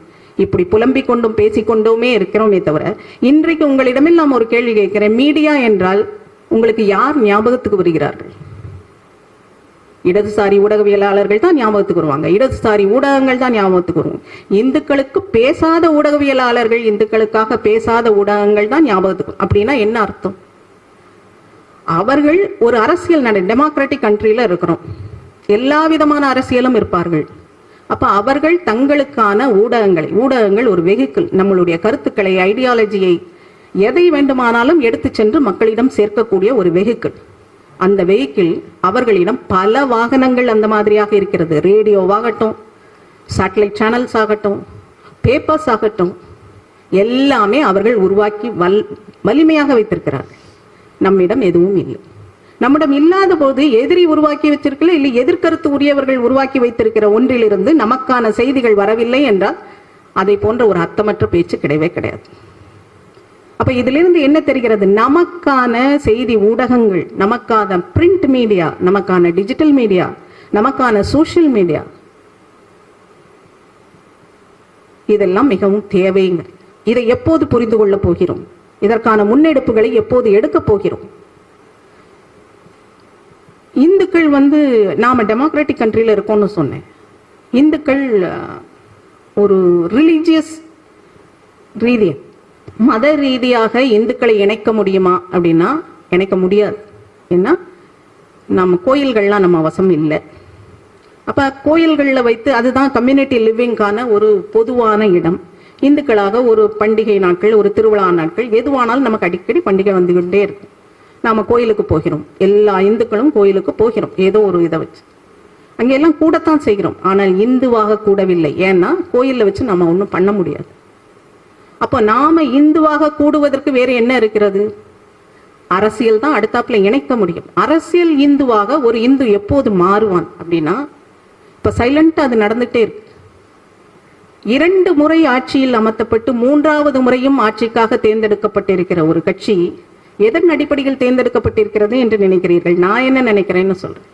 இந்து தனக்கான ஒரு குரலும், இந்த செக்யூலர் கண்ட்ரியாக இருந்தாலும் இந்த அரசாங்கம் தனக்கான குரலையும் முன்னெடுக்கும், தனக்கான தேவைகளையும் பார்த்து செய்யும் என்கிற நம்பிக்கையில் அரசியல் இந்துவாக வாக்களித்ததன் பேரில் தான் அரசாங்கம் 3வது முறையாக வந்திருக்கிறது. அப்போ ஒரு இந்து அரசியல் வயப்படுகிறான், அவனுக்கு அது முடிகிறது. யாருமே ஒருங்கிணைக்க அந்த மாதிரியான ஒரு கன்சாலிடேஷனை பெரிய அளவில் 70 வருடங்களுக்கு மேலாக முன்னெடுக்கவில்லை என்றால், சின்ன சின்னதா அடிப்படையில் ரூட் லெவல்ல பெரிய அளவில் இயக்கங்கள், சங்கங்கள் எல்லாம் எடுத்திருந்தாலும், அரசியல் ரீதியாக ஒரு அரசியல் அதிகாரத்துக்கு முதல்ல வரணும். அரசியல் அதிகாரம் தான் அரசியல் ரீதியாக மக்களை அனைத்து இழுத்து கொண்டு போறதுக்கு வசதியாக இருக்கு. அது இப்போதுதான் நடந்திருக்கு. அப்ப இந்த சந்தர்ப்பங்களை எல்லாம் பயன்படுத்தி நமக்கான மீடியா மிக முக்கியமானது. அதை உருவாக்க வேண்டும். மீடியா இல்லாம ஜெயிக்க முடியுமா? நாங்க ஜெயிச்சு காமிச்சிருக்கோமே, எஸ். ஆனால் எத்தனை காலம் அது நீடிக்கும்? ஒரு இந்த மாதிரியான ஒரு சிக்கல்கள் இப்ப பங்களாதேஷ்ல இந்துக்கள் இது பண்றாங்க. இங்க எல்லாரும் நமக்கு என்னென்ன இருக்கிறோம் அப்படின்னா, ஒரு செய்தி மக்களிடம் போய் சேர வேண்டும். சரியான நேரத்தில், சரியான வகையில், சரியான முறையில் அவர்களிடம் கொண்டு போய் சேர்க்கப்பட வேண்டும். நீ சேர்க்கலன்னு சொல்லிட்டே நாம கடந்து போயிட்டோம்னா நம்ம அரசியல் வெற்றிகளை பெற்றுக்கொண்டே இருக்கலாம். ஆனால் மக்களின் தேவை என்ன, மக்களுக்கு ஒரு கஷ்டமான சமயத்தில் உதவுகிறோமா, இதையெல்லாம் வாக்காளனாகிய இந்து பார்த்து கொண்டே இருக்கிறான். அப்ப அதற்கு நமக்கு ஒரு மீடியா எவ்வளவு முக்கியங்கிறத புரிஞ்சுக்கோங்க. இன்னைக்கு சோசியல் மீடியா இருக்கு, மெயின் ஸ்ட்ரீம் மீடியால ஒண்ணு இல்லைன்னா என்ன, சோசியல் மீடியால நம்ம பார்த்துக்கலாம். சோசியல் மீடியாவில் அந்த நிமிஷம் வாசித்து விட்டு கடந்து போவதுதான் நடக்கும். ஒரு பிரிண்ட் மீடியா இருந்ததுன்னா உங்க வீட்டுக்குள்ள வந்து உங்க ஹாலில் அந்த பேப்பர் இருந்துகிட்டே இருக்கும். போக வர ஒரு வாரத்துக்கு அந்த செய்தி இங்க பத்தியா இதுல போட்டிருக்கு, இந்த பத்தியா இதுல போட்டிருக்குன்னு எடுத்து எடுத்து பார்ப்பதுங்கிறது நடக்கும். அப்போ பிரிண்ட் மீடியாவின் அவசியம். ரேடியோ இன்றைக்கு ஏதாவது எத்தனையோ எஃப்எம் ரேடியோ, நமக்கான எஃப்எம் ரேடியோ ஏதாவது உருவாக்கி இருக்கிறோமா? 24 மணி நேரமும் ஒரு வீட்டின் உள்ளே சென்று ஒரு மனிதனின் காதுக்குள் ஒலித்துக் கொண்டே இருக்கிற அளவிற்கு மிக வலிமையானது சோசியல் மீடியாவை மெயின் ஸ்ட்ரீம் மீடியாவோட மிக வலிமையானது இன்றைய தேதியில் எஃப்எம் ரேடியோ. எஃப்எம் ரேடியோ நமக்கென்று ஒன்று இல்லை, செய்திகளை சொல்வதற்கு இல்லை. நீங்க முதல்ல மக்கள்கிட்ட போய் செய்திகளை சொல்ல வேண்டும். அவர்கள் ரிசீவ் பண்ணி எப்படி ரியாக்ட் பண்றாங்கிறது அடுத்தது. செய்தியே போய் சேரவில்லைங்கும் போது அவன் நமக்கு என்னன்னு தான் இருப்பான். அவன் லைஃபை பார்த்துட்டு இருப்பான். தெரியும், பங்களாதேஷ்ல நடக்கிறது தெரியும், இங்க நடக்கிறதும் தெரியும். ஆனா என்ன, நாம பேசினா நமக்கு யாரு பாதுகாப்பு? இது இரண்டாவது. நமக்கான அமைப்புகள் இன்னைக்கு திங்க் டேங்க் இல்ல அறிவுஜீவிகள் அப்படின்னா உங்களுக்கு நினைவுக்கு வருவவங்க யாரு? எல்லோருமே இந்த ஐடியாலஜியை சேராதவர்கள், இந்த ஐடியாலஜியை எதிர்ப்பவர்கள். இந்து என்கிற கன்சாலிடேஷன் நடக்கக்கூடாதுன்னு சொல்லுகிற பிற மனிதர்களால், பிற அரசியல் கட்சிகளால், பிற அமைப்புகளால் உருவாக்கப்பட்ட மனிதர்கள் தான் அறிவுஜீவிகள்னு உங்க ஞாபகத்துக்கு வராங்க. அப்போ நாம உருவாக்கிய நம்முடைய அறிவுஜீவிகள் எங்க? ஏன் உங்க நினைவுக்கே வரலன்னா அப்ப அந்த இடத்துல எவ்வளவு பெரிய இடைவெளி ஏற்பட்டிருக்கிறதுங்கிறத கவனிங்க. இந்த இடைவெளிகள்லாம் மிக முக்கியம். ஏன்னா ரூட் லெவல்ல மக்களோடு, சாமானிய மக்களோடு தொடர்பில் இருந்து நடக்கும் செய்திகளை கொண்டு போய் சேர்ப்பதாகட்டும், ஒரு நூல்கள் வெளியிடும் போது பல நூல்களை எழுதக்கூடியவர்கள், பல பேச்சுக்களை பேசக்கூடியவர்கள், இதன் மூலமாகத்தான் செய்திகளை இன்னும் தெளிவாக, விரிவாக, ஒரு விஷயத்துக்கு பின்னால என்னெல்லாம் நடக்குதுங்கிறதையும் சேர்த்து சொல்லக்கூடியவர்கள் அறிவுஜீவிகள். அப்ப நமக்கு நினைப்புக்கு வர்றதெல்லாம் அவங்க மீடியாவும் அவங்க உருவாக்குனவங்க தான் ஞாபகம் வராங்க, ஊடகவியலாளர்கள்னா அவங்க தான் ஞாபகத்துக்கு வராங்க, அறிவுஜீவிகள்னா அவங்க தான் ஞாபகத்துக்கு வராங்க. அப்ப நாம இதெல்லாம் உருவாக்க வேண்டும். புலம்பிக்கிட்டே இருந்த வேலைக்கு ஆகாது. அரசியல்ல இது ரொம்ப ரொம்ப முக்கியம். அரசியல் என்பது ஏதோ எலக்டோரல் பாலிடிக்ஸ் மாத்திரம் இல்ல. வாக்குகளுக்காக மக்களை சந்திப்பது, பேசுவது, அது நேரடி அரசியல். அதை தாண்டிய ஒரு அரசியல் இருக்குது, மக்களோடு தொடர்பை ஏற்படுத்திக் கொள்ளும் அரசியல். அந்த மக்களோடு தொடர்பை ஏற்படுத்திக் கொள்ளும் அரசியலில் அவனை இந்துவாக அவன் தன்னை வெளிப்படுத்திக் கொண்டால் அவன் பாதுகாப்பாக உணர்கிறானா? இது மிக அடிப்படையான கேள்வி. ஏன் உணர்றதில்லை? ஒரு கல்விக்கான ஒரு தேவை இருக்கிறது. ஏழ்மையான இந்து, அவனுக்கு குடும்ப ரீதியாக ஒரு கஷ்டம் இருக்கு, அவன் கல்விக்காக திணறான். தன்னுடைய குழந்தைகளை ஒரு நல்ல காலேஜ்ல படிக்க வைக்கணும்னு நினைக்கிறான், இல்ல ஒரு நல்ல ஸ்கூல்ல படிக்க வைக்கணும்னு நினைக்கிறான். ஒரு reputed schools, reputed institutions, report colleges, இதுல எல்லாம் ஒரு இந்துவாக அவனுக்கு போனா நிறைய எளிதாக இந்துங்கிறதுனால அவனுக்கு கிடைக்கும். அப்படின்னா நாம உருவாக்க வேண்டும்ங்கிறது அர்த்தம். நமக்கான சட்டம் அதுக்கு எதிர்க்கா ஏகப்பட்ட பாட்டில் நெக்ஸ் இருக்கு. அதுல அதையும் தாண்டி இந்துவாக அவனுக்கு சீட்டு கிடைக்கும். நான் இந்த காஸ்ட்னு சொல்லி சேர முடிகிறதுன்னா அவன் எதை சாய்ஸா எடுப்பான்? நான் இந்துன்னு சொல்லிக்கிறத விட நான் ஜாதின்னு சொல்லிக்கிறேன், எனக்கு அது மூலமா எனக்கு சீட்டு கிடைக்குது, அதன் மூலமாக எனக்கு ஒரு வாழ்வாதாரம் கிடைக்கிறது. இதுதான் நடந்து கொண்டிருக்கு. இந்த அமைப்பை பிரேக் பண்ணணும் அப்படின்னா மக்கள் ரெஸ்பாண்ட் பண்ணாம இல்லை, தே ஆர் வெயிட்டிங். இன்றைக்கு அதைத்தான் நான் சொன்னேன், 3 முறை தேர்ந்தெடுத்திருக்கிறோம்னா அது அவன் என்ன ஃபீல் பண்றாங்கிறத உணர்த்துகிறது. அந்த உணர்த்தல அவன் செஞ்சுட்டான், பதிலுக்கு இங்க இருந்து ஆக்ட் பண்ணான். இந்துவாக இருந்தா இந்த வசதிகள் எல்லாம் கிடைக்கும், இந்த பாதுகாப்பு எல்லாம் கிடைக்கும். எனக்கு ஒரு கஷ்டமா, எனக்கு ஒரு வழக்கு தான் வருது, அவனுக்கான அமைப்பு ஒரு இந்துவாக இருந்தா அவன் இந்த வழக்கறிஞர்கள் அமைப்புல போய் சொன்னான்னா அவனுக்கான தேவையான சட்ட உதவி இலவசமாக கிடைக்கும். எப்பேற்பட்ட கேஸா இருந்தாலும் இந்த மாதிரியான பாதுகாப்புகளை சமூகத்தில் அவன் தான் பலமாக இருக்கிறோம், ஒரு கம்யூனிட்டி லிவிங்ல இருக்கோம், பாதுகாப்பாக இருக்கிறோம் அப்படிங்கிற ஒரு நினைப்பை கொடுத்தாச்சுன்னா உடனடியாக அவனுடைய அத்தனை ஆற்றலும் வெளிப்படும், அத்தனை அறிவு ஜீவித்தனமும் வெளிப்படும். அவன் ரோட்ல நீங்க கேட்காமலே வந்து நின்னுடுவான். இது எனக்கானது அப்படிங்கிற உணர்வை மத ரீதியாக கொடுக்க முடியலன்னா அரசியல் ரீதியாக அவன் தெளிவுபடுத்திட்டான். யாருமே இது பண்ணாமலே அவன் தெளிவுபடுத்திட்டான். இணைந்து ஒன்றை செய்கிறார்கள், அவர்களுக்கு அந்த உணர்வு இருக்கிறது. நாம நமக்கான இது, நமக்காக செய்யக்கூடிய அரசாங்கம் அப்படின்னு சொல்லி ஒரு இதை அவன் அடையாளம் காண்றான். அந்த அடையாளம் கண்டதன் விளைவாக ஒரு நம்பிக்கையை வைத்து அவன் வாக்களித்து மீண்டும் மீண்டும் ஆட்சிக்கு தேர்ந்தெடுக்கிறான். அப்போ இந்த சந்தர்ப்பத்தை பயன்படுத்தி ஆட்சி அதிகாரம் என்பது சாதாரணமானது அல்ல. அதுவும் இந்திய ஆட்சி அதிகாரம் என்பது, மத்திய அரசாங்கம் என்பது அளப்பரிய அதிகாரம் கொண்டது. அப்ப அதை பயன்படுத்தி என்னவெல்லாம் அவர்களுக்கான உதவிகளாக செய்யலாம் என்கிற அளவில் ரூட் லெவல்ல இந்த மாதிரியான உதவிகளை வார்டு லெவல்ல, டிஸ்ட்ரிக்ட் லெவல்ல, ஸ்டேட் லெவல்ல எல்லா பக்கமும் பரவலாக்கும் போது இந்துன்னு நீங்க கூப்பிடவே வேண்டாம், அவனே எதற்கெடுத்தாலும் வந்து நின்றும். இப்ப இந்துக்கள் சோம்பேறிகள் அல்ல, இந்துக்கள் வலிமையற்றவர்கள் இல்லை, நாம் எல்லோரும் மிக வலிமையானவர்கள்.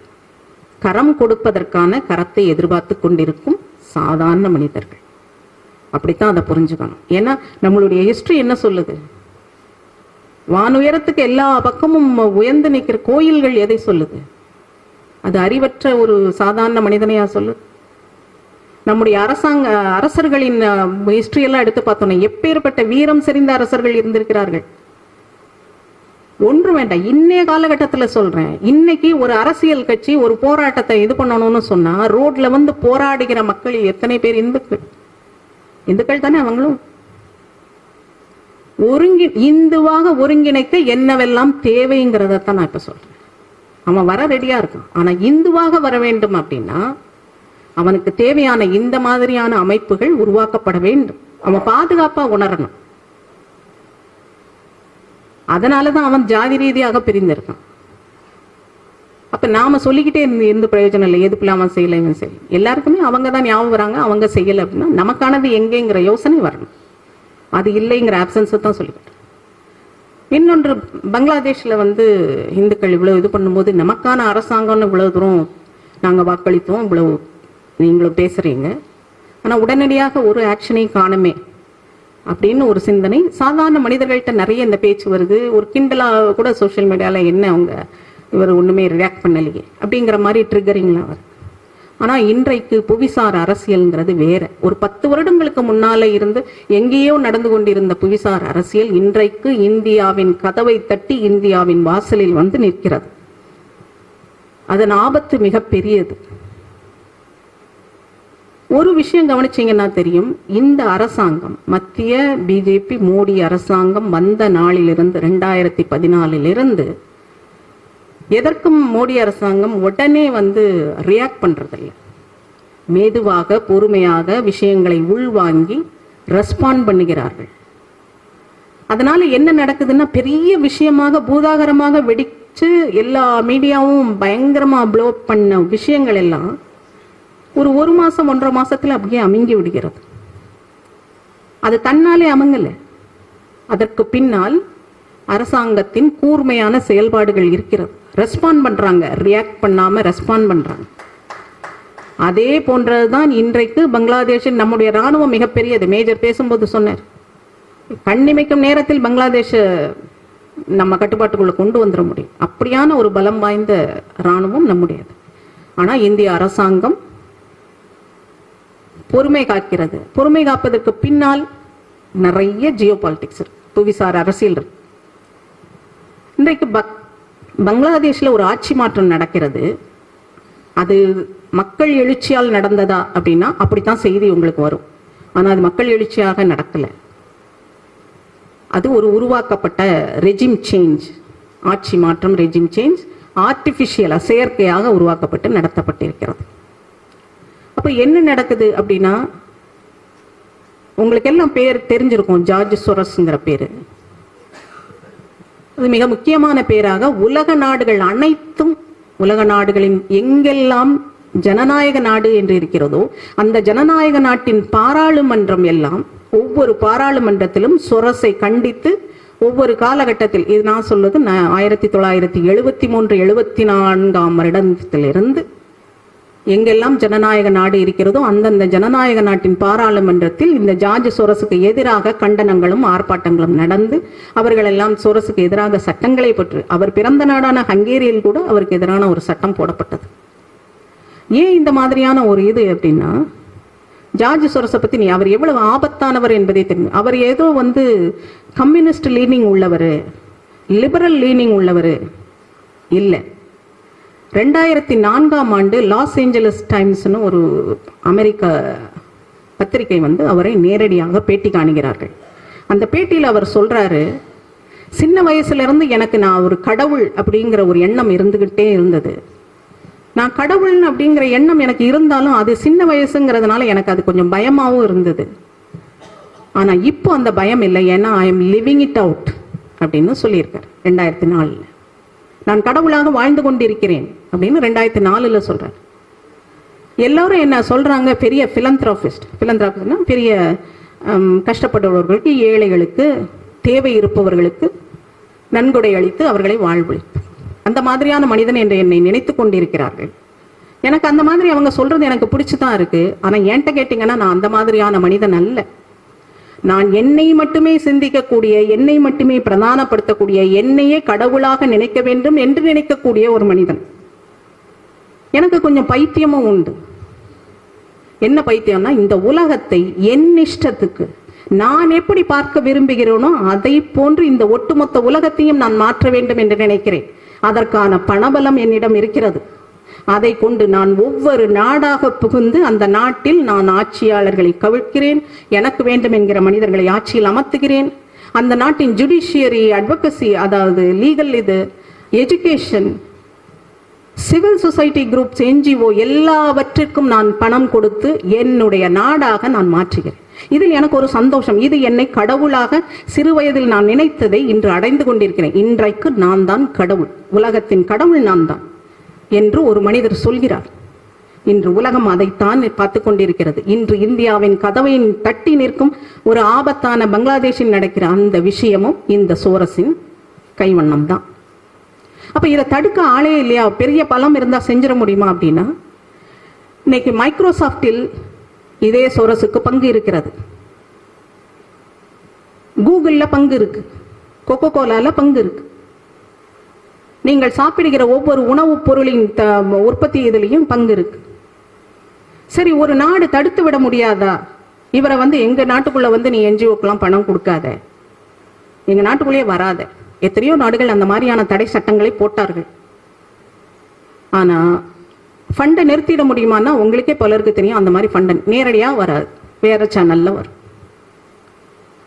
அது எந்த மாதிரியான ஒரு நாட்டின் கல்வி, என்ன மாதிரியாக அந்த நாட்டில் எந்த மாதிரியான கல்வி சொல்லி கொடுக்கப்பட வேண்டும் அதை தீர்மானிக்கிறார். அந்த நாட்டின் ஜுடிஷியரி எப்படி இயங்க வேண்டும், அங்கு யாரு ஜட்ஜஸாக இருக்க வேண்டும் அதை தீர்மானிக்கிறார். அந்த நாட்டின் மக்கள் எதை சாப்பிட வேண்டும் அதை தீர்மானிக்கிறார். அந்த நாட்டின் மக்களுடைய கல்ச்சர் என்னவாக இருக்க வேண்டும், இதை எங்கோ உட்கார்ந்து கொண்டு இந்த தாத்தா தீர்மானிக்கிறார். இது நடக்கிறது.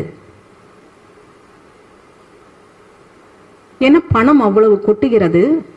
ஒரு 4-5 பேர் சேர்ந்து அவருக்கு கீழே தான் இருக்கிறாங்க. இப்ப அவருக்கு தான் வயசாயிட்டுதே, 94 வயசு ஆயிடுச்சு. அவர் இறந்துட்டா ஒன்றும் பிரச்சனை இல்லையா, இன்னும் கொஞ்சம் காலம் தானே வாழ போறார் அப்படின்னா, அவர் ஒரு வலிமையான அமைப்பை உருவாக்கி விட்டார். 120 நாடுகளுக்கு மேல உலகத்துல அவருடைய அமைப்பு இருக்கிறது. இது 73 நான் சொல்றேன், 1973 அவர் இந்த வேலையை செய்து கொண்டிருக்கிறார். எல்லா இடங்களிலும் அவருடைய ஆட்கள், அவர் ஆரம்பித்த காலேஜஸ் எல்லாம் பிரமாதமான ரெப்யூட்டட் இன்ஸ்டிடியூஷன். ஏன்னா பணத்தை கொட்டி மிக சிறப்பான ஒரு கல்லூரியை ஆரம்பிக்கும் போது எல்லாரும் விழுந்தடித்துக் கொண்டு அதில் போய் சேர்வார். அங்கு என்ன கற்பிக்கப்படுகிறது, நீங்கள் எவ்வாறு மூளைச்சலவை செய்யப்படுகிறீர்கள், அதிலிருந்து வெளிவருகிற ஒரு மனிதன் எதற்காக பேசுவான், யாருக்காக பேசுவான், எதை எதிர்த்து நிற்பான். தன்னுடைய நாட்டையே எதிர்த்து நிற்கக்கூடிய, தான் செய்வது தவறு என்று தெரியாத அளவிற்கு 2 ஜெனரேஷன் வெளியில வந்தாச்சு, 2-3 ஜெனரேஷன் வெளியில வந்தாச்சு. அப்ப ஆபத்தின் தன்மையை உணர்ந்து கொள்ள வேண்டும். அப்போ இதற்கு வலிமையான ஒரு எதிர் அமைப்பு தான் உருவாக்கப்பட வேண்டும். இன்னும் எளிமையாக ஒரு விஷயத்த சொல்றேன். யுஎஸ்எஸ்ஆர்னு இருந்தது, சோவியத் யூனியன். பல நாடுகள் சேர்ந்து ஒரு கூட்டமைப்பா மிக வலிமையான இரண்டே வல்லரசுகள், ஒன்னு யுஎஸ்எஸ்ஆர் இன்னொன்னு அமெரிக்கா என்று இருந்த காலகட்டத்தில் யுஎஸ்எஸ்ஆர் சுக்கு நூறாக உடைகிறது. அந்த சுக்கு நூறாக உடைந்ததன் பின்னணியில் இந்த சோரஸ் இருக்கிறார். அப்போதிலிருந்து ஒரு யுஎஸ்எஸ்ஆரையே உடைக்க முடிகிறதுன்னா அவர் கம்யூனிஸ்டுகளுக்கு ஆதரவான நபர் அல்ல, அவர் பெரிய லிபரல் பர்சனாலிட்டிலாம் கிடையாது. அவர் தன்னை ஒரு கடவுளாக நினைத்துக் கொள்கிறார். கம்யூனிஸ்டுகளை ஏன் அவர் பணம் கொடுத்து வைக்கிறார்னா, அவர்களால அஜிடேஷன்னா அவர்களால மனிதர்களை ஒன்று திரட்ட முடியும். எல்லா கல்வி நிலையங்களிலும் ஒரு நாட்டுக்கு எதிரான இல்ல ஒரு புரட்சி என்கிற பெயரில் ஒரு விஷயங்களை சொல்ல வேண்டும் என்றால் அவர் ஆட்களை அங்கங்க போய் பிக் பண்றார். அந்தந்த நாடுகளில் சென்று உள்ளூர் மக்களை அமர்த்தி அந்தந்த நாடுகளுக்கு ஏற்ற மாதிரியான ஒரு தன்மையை உருவாக்குவதற்கு உள்நாட்டிலிருந்து ஆட்களை அமர்த்துகிறார். அவர்கள் அதற்காக செயல்படுகிறார்கள். அப்போ இது பெரிய பல லேயர்ஸ், அடுக்குகளில் இந்த மாதிரியான ஒரு இது நடக்குது. முந்தையெல்லாம் ஒரு ஒரு உளவு அமைப்பு வரும், கவர்ட் ஆபரேஷன்ஸ் இருக்கும். இது ஆயுதம் எடுத்து போராடும் போராட்டம் அல்ல. அமெரிக்காவே திணறுகிறது. அமெரிக்கால ட்ரம்ப் வரக்கூடாதுன்னு பைடன் கட்சிக்கு, அப்படி சொன்னா உங்களுக்கு ஈஸியா இருக்கும், டெமோக்ராட்டிக் கட்சி பைடன் கட்சிக்கு இவர் ஆதரவு அளிக்கிறார். பைடன் ஆட்சிக்கு வரும்போது அமெரிக்காவின் பல நீதிமன்றங்களில் தான் சொல்கிற மனிதர்களை ஜட்ஜஸாக நியமித்த வரலாறும் உண்டு சோரஸ். கோவிட் டைம்ல ட்ரம்ப் அரசாங்கம் திணறும் போது அதற்கு பெயில் அவுட் பண்ணுகிறார். பல பில்லியன் டாலர்ஸ் கொடுத்து அரசாங்கத்தை பெயில் அவுட் பண்ணுகிறார். ட்ரம்ப் வரக்கூடாது என்க பெரிய அளவில் டொனேஷன். இவ்வளவுதான் பணம் இல்லை. நீங்க 1 கோடிக்கு மயங்க மாட்டீங்க, 2 கோடிக்கு மயங்க மாட்டீங்க, 100 கோடி என்று நீங்க ஒரு சின்ன என்ஜிஓ நடத்திட்டு இருக்கீங்க. இந்த என்ஜிஓ ஒரு நல்ல விஷயத்துக்காக நடக்குது, மக்களுக்கு. நான் உனக்கு ஒரு 10 லட்சம் கிடைச்சாலே பெருசுங்கிற இடத்துல உங்களுக்கு 100 கோடி தருகிறேன். நீங்க செய்ய நினைக்கிற விஷயங்களை எல்லாம் செய்யுங்க, ஆனா அதோடு சேர்த்து இதையும் செய்யுங்கள். உங்களுக்கு ஒரு டாஸ்க் கொடுத்தா செய்கிற மனிதர்கள், தயாராக இருக்கிற மனிதர்கள் எத்தனை பேர்? அதன் விளைவு அவர்களுக்கு தெரியாதாக இருக்கும். சொல்கிற மனிதன் கொடுக்கிற பணம் அவர்களுக்கு தேவையானதாக இருக்கிறது. அவர்கள் ஒரு நல்ல காரியத்துக்கு தான் செய்ய போறாங்க, நல்ல காரியமும் நடக்கும். அதோடு சேர்ந்து இந்த மாதிரியான அவருடைய அஜெண்டாவும் செயல்படுத்தப்படும். அப்ப இந்த மாதிரியான ஒரு சிக்கலை உலக நாடுகள் முழுவதும் சந்தித்து இன்று இந்தியாவின் வாயிலில் வந்து இந்தியாவை தட்டி கொண்டு நிற்கிறது இந்த பிரச்சனை. இப்ப சைனால இவர் பண்ணலையா, நார்த் கொரியால பண்ணலையா அப்படின்னா, நார்த் கொரியாக்குள்ள இவரால் போகவே முடியல. ஆனா சைனாக்கு எதிராக இவங்க ஒரு சைனா ஃபவுண்டேஷன் ஒன்று பண்ணினாங்க. 83ல பண்ணாங்க. ஒரு 3 வருஷம் இருந்தது. அப்புறம் 3 வருஷத்துக்கு மேல மூடிட்டாரு சோரஸ். ஏன் மூடினாருன்னா, அந்த ஃபவுண்டேஷனுக்குள்ள சீன கம்யூனிஸ்ட் கட்சியுடைய ஸ்பைஸ் தான் உட்கார்ந்து அங்க இவருக்காக வேலை செய்வது போல நடித்து கொண்டிருந்தார்கள்னு கண்டுபிடிக்கப்படும் போது சோரஸ் அதை மூடுகிறார். எல்லாவற்றையுமே அவர் ஓப்பனாக தான் சொல்றார், வெளிப்படையாக சொல்கிறார். என்னால அதை இது பண்ண முடியல, அதனால நான் க்ளோஸ் பண்ணிட்டேன். அவர் சொல்வதெல்லாம் ஒன்னேதான். நாடுகளுக்கு எதற்கு எல்லை? நாடுன்னு ஏன் தனித்தனியா பிரிக்கணும்? நாடுகளுக்கு எல்லை தேவையில்லை. எல்லை தேவையில்லை என்னும் போது அங்க என்ன நடக்கும்? கல்ச்சர்ங்கிறது காணாமல், தனித்தனி கல்ச்சர்ங்கிறது மிங்கிள் ஆகும் போது காணாமல் போகும். யார் வேணாலும் எங்க வேணாலும் இது கேட்பதற்கு நன்றாக இருக்கும். ஆனால் அதன் மூலம் என்ன நடக்கிறது? ஒரு மனிதன் ரூட் லெவல்ல கனெக்ட் ஆனாதான் அவன் மனிதனாக. இப்ப நாம சொல்றோம் இந்துக்கள்லாம் ஒரு உணர்வில்லாத மனிதன். என்ன ஒரு பெரிய உலகத்தின் அத்தனை மக்களும் உணர்வில்லாத மக்களாக போகும்போது அங்க என்ன நடக்கும்? ஒரு மனிதனை ரூட்டோட கனெக்ட் பண்ணி வைக்கிறது religion, culture, family, value system. Value சிஸ்டத்தை கொலாப்ஸ் பண்ணிட்டீங்கன்னு அதைத்தான் அவர் சொல்கிறார். இந்த மாதிரியான ஒன்றைத்தான் நான் செய்ய துடிக்கிறேன், செய்யவும் என்னால் முடியும் அப்படின்னு சொல்லி செஞ்சுக்கிட்டே இருக்கார். இந்த மாதிரியான ஒரு இது பங்களாதேஷ்ல டொனால்ட் லூ அப்படின்னு ஒருவர், அவர் தான் அல்பேனிய அரசாங்கத்தால் பெரிய அளவில் அங்க பெரிய இதெல்லாம் நடந்து அவரை வெளியேற்றினாங்க. அவர் இந்த சோரஸின் திட்டங்களை மிகப்பெரிய அளவில் முன்னெடுக்கக்கூடிய, எங்க போனாலும் அவர் போயிட்டு வந்த ஒரு மாதத்தில் அந்த நாட்டின் அரசாங்கம் கவிழும், ரெஜிம் சேஞ்ச் நடக்கும். அதாவது எல்லா திட்டங்களையும் உள்ள புகுந்து என்ஜிஓஸுக்கு கொடுக்கறது மூலமா, சிவில் சொசைட்டி குரூப்ஸ்க்கு கொடுக்கறது மூலமா, எஜுகேஷன்ல நுழையிறது மூலமா, யூனிவர்சிட்டிஸ் ஆரம்பிக்கிறது மூலமா, ஜுடிஷியரியில வக்கீல்கள் அமைப்பு, அது இந்தியால கூட அந்த லாயர்ஸ் கலெக்டிவ்னு ஒன்று உண்டு. இந்திரா ஜெய்சிங் அதெல்லாம் கேள்விப்பட்டிருப்பீங்க. அவரெல்லாம் சோரோஸின் இதுல தான் நடந்ததுன்னு சொல்றாங்க. இப்ப இங்கேயும் அந்த அடிப்படைகளை முதல்ல செய்திட வேண்டியது.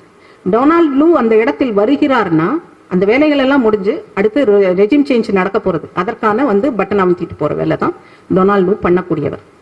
அவர் இந்தியாவிற்கு வந்து சென்றிருக்கிறார். வந்து சென்ற அடுத்த நிமிஷம் பங்களாதேஷுக்கும் போயிருக்கிறார். அவர் பங்களாதேஷுக்கு போயிட்டு நாடு திரும்பிய பிறகுதான் இந்த இதெல்லாம் நடக்குது. அடுத்தாப்புல அலெக்ஸ் சோரஸ்ங்கிறது சோரஸோட மகன். அவர் முகமது யூனுஸை சந்திச்சுட்டு போயிருக்கார். அப்போ சாதாரணமாக முன்னர் போல நாம பழைய பங்களாதேஷ் பாகிஸ்தான் அந்த இதுல பங்களாதேஷ் பிரிச்சு பங்களாதேஷ் உருவான அந்த சமயத்துல இந்தியா எப்படி அந்த மாதிரியான காலகட்டமே இப்போது கிடையாது. இப்போதைய உலகம் மிக மிக மிக வேற மாதிரியான உலகமாக மாறிவிட்டது. அதுக்கு டெக்னாலஜி வேற, இன்னும் ஆர்டிபிஷியல் இன்டெலிஜென்ஸ் வேற வருது. என்னென்ன குழப்பங்கள் என்னென்ன இது வரும்னு தெரியாது. அப்போ நாம உடனே அதுக்கு தான் அந்த ட்ரிகர் பண்ணிக்கிட்டே இருக்காங்க. அந்த ரிட்டையர்டு ஆர்மி இவர் பங்களாதேஷை சேர்ந்தவர் சொல்கிறார், 4 நாள்ல நான் எங்களால இந்தியாவை அப்படி, இட்ஸ் அ ட்ரிகர். நீங்க அதுக்கு உடனே வாங்க, எங்க மேல கோவப்பட்டு ஏதாவது ரியாக்ஷன் காமிங்க. இல்ல வெஸ்ட் பெங்கால், பீகார், ஒரிசாலாம் எங்களுக்கு உரிமை உள்ள இடங்கள், இது அடுத்த ட்ரிகர். உடனே வாங்க, கோவப்படுங்க, நாங்க சொல்றதுக்கு ஏதாவது கோவப்பட்டு ரியாக்ஷன் காமிங்க அப்படிங்கிறது தான். அப்போ இந்த இடத்துல ரியாக்ஷன் தேவையில்லை, ரெஸ்பான்ஸ் தான் தேவை. அதுவும் பொறுமையாக என்னென்ன நடக்கிறது என்பதை கவனித்து அதன் அடிப்படையில். அப்போ நாம என்ன செய்யணும்? நாம நம்பிக்கை வைக்கலாம், நம் அரசாங்கத்தின் மீது நம்பிக்கை வேண்டும். அதுக்குத்தான் சொன்னேன், இதுவரை நாம இந்த 12 வருடங்கள்ல பார்த்த பல பூதாகரமான பிரச்சனைகள், வெடித்து கிளம்பிய பிரச்சனைகள் எல்லாம் ஒரு மாதம் 1.5 மாதத்தில் காணாமல் போயிருப்பதை நீங்கள் திரும்பி பார்த்தால் உங்களுக்கு உணர முடியும், கவனித்திருக்க முடியும். அது எப்படி நடக்குது? அது பெரிய மேஜிக்கெல்லாம் நடக்கல, தன்னாலே காணாமல் போகவில்லை. அதற்கு பின்னால் அரசாங்கத்தின் செயல்பாடுகள் இருக்கிறது. எதையுமே வெளிப்படையாக ஓப்பனாக செய்யணுங்கிறது இல்லை. ஏன்னா இன்றைய அரசியல் அந்த மாதிரியாக மாறி போயிருக்கிறது. அப்ப இதையெல்லாம் சேர்த்து புரிந்து கொண்டு நாம இந்துவாக ஒருங்கிணைவதற்கு என்னவெல்லாம் தேவை, ஒரு காமன் மேனுக்கு என்ன தேவை, அவனுக்கு கல்வியில சப்போர்ட் தேவை, பொருளாதார அந்த லைவ்லிஹுட் வாழ்வாதாரத்துக்கான சப்போர்ட் தேவை. அவனுக்கு ஒரு கஷ்டம் தான், அவன் வாழ்ற இடத்துல, அவன் வாழ்ற தெருவுல ஒரு பிரச்சனை வருது, ஏதோ 2 பேருக்கு இடையில சண்டை அப்படின்னா அதை தீர்த்து வைக்க அவன் நாடுகிற மனிதர்களாக, அவன் நாடுகிற அமைப்பாக நாம் இருக்க வேண்டும். அது மாதிரி ஒண்ணு ரூட் லெவல்ல தெருவுக்கு தெரு நம்ம அந்த மாதிரியான ஒரு நம்பிக்கையை, ஒரு அமைப்பை ஒண்ணு ஏற்படுத்திட்டோம்னா இந்துவாக ஒருங்கிணைவது வெகு வெகு எளிது. அவர்கள் காத்து கொண்டிருக்கிறார்கள், நாம் எல்லாம் காத்துக்கிட்டு இருக்கோம். இந்துவாக ஒருங்கிணைவதற்கு நமக்கு என்ன ஜாதியாக பிரிஞ்சு நிற்கணும்னு ஏதாவது தேவை இருக்கா? எதற்காக ஜாதியாக பிரிந்து நிற்கிறோம்? ஜாதியாக இருந்தா கம்யூனிட்டி லிவிங்ல நமக்கு ஒரு பாதுகாப்புன்னு நினைக்கிறோம். அந்த பாதுகாப்பு உணர்வை, அந்த வாழ்வாதார தேவையை பூர்த்தி செய்யும் செயலை, அந்த கல்வி தேவைக்கான அடிப்படையை பெரிய அளவில் வழங்குவதற்கான ஒரு அமைப்பை எல்லாம் உருவாக்கிட்டோம் அப்படின்னா இதற்கு கொஞ்சம் முதலீடுகள் தேவை, செய்யலாம். இது ஒரு அரசியல். இது மிக தெளிவான நிரந்தரமான வெற்றியை உங்களுக்கு தந்து கொண்டே இருக்கும். நிரந்தரமான ஒவ்வொரு தடவையும் ஒரு தேர்தல்னு வரும்போது உயிரை கொடுத்து அவ்வளவு பிரச்சாரம் பண்றோம், அவ்வளவு செலவழிக்கிறோம். இந்த அடிப்படை கட்டமைப்புகளை உருவாக்கிட்டோம் அப்படின்னா ஒவ்வொரு தேர்தலுக்கும் பெரிய அளவில் இதை பண்ணணும். தானாக வாக்குகள் விழுந்து கொண்டே இருக்கும். இந்த பாதுகாப்பு உணர்வை, இந்த தேவை உணர்வை, இந்த வாழ்வாதார தேவையை அட்ரஸ் பண்ணணும் அப்படிங்கிறது தான் என்னுடைய தாழ்மையான வேண்டுகோள். இதை எல்லாரும் சேர்ந்து செய்வோம். என்னென்ன தேவைகள் இருக்கிறதோ எல்லா தேவைகளையும் எல்லாரும் ஒருங்கிணைந்து செய்வோம்.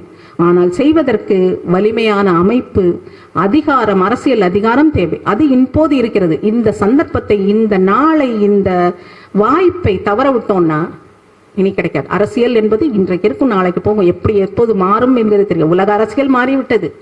நான் இப்பதான் சொன்னேன் சொரசை பத்தி. அப்போ இன்றைய அரசியல் மிக வெளிவாக, மிக வேகமாக வேறு மாதிரியான ஒரு பூதாகர உருவம் எடுத்து நிற்கிறது. அப்ப இந்த சமயத்துல இந்த சந்தர்ப்பத்தை தவற விட்டா வேற சந்தர்ப்பம் அமையாது. வெறுமனே அரசியலை மட்டுமே பார்த்துக்கொண்டு, தேர்தல் அரசியலை மட்டுமே பார்த்துக்கொண்டு இருந்தால் பத்தாது. அடிப்படையில் இந்து மக்களை அரவணைக்கும் அத்தனை அமைப்புகளையும் உருவாக்குங்கள், வேக வேகமாக உருவாக்குங்கள். நமக்கான பாதுகாப்பு உணர்வை கொண்டு வாங்க. இந்துக்கள் பெரும் திரளாக என்றைக்கும் நீங்கள் தான் ஆட்சியில் இருப்பீர்கள் என்கிற அளவிற்கு ஒரு சப்போர்ட்டை கேட்காமலே தருவாங்க. அவனுக்கு அந்த பாதுகாப்பு உணர்வு தேவை. என்னுடைய பேச்சை பொறுமையாக கேட்ட அனைவருக்கும் என்னுடைய சிறந்தாழ்ந்த வணக்கங்கள். ஜெய்ஹிந்த்.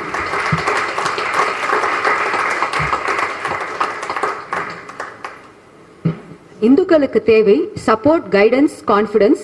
உலகத்தில் இருக்கும் பிரச்சனைகளின் பின்னணியில் என்ன சதி இருக்கு? ரியாக்ஷன் இல்ல, ரெஸ்பான்ஸ் தான். புரிய வைத்தீர்கள், நன்றி மேம்.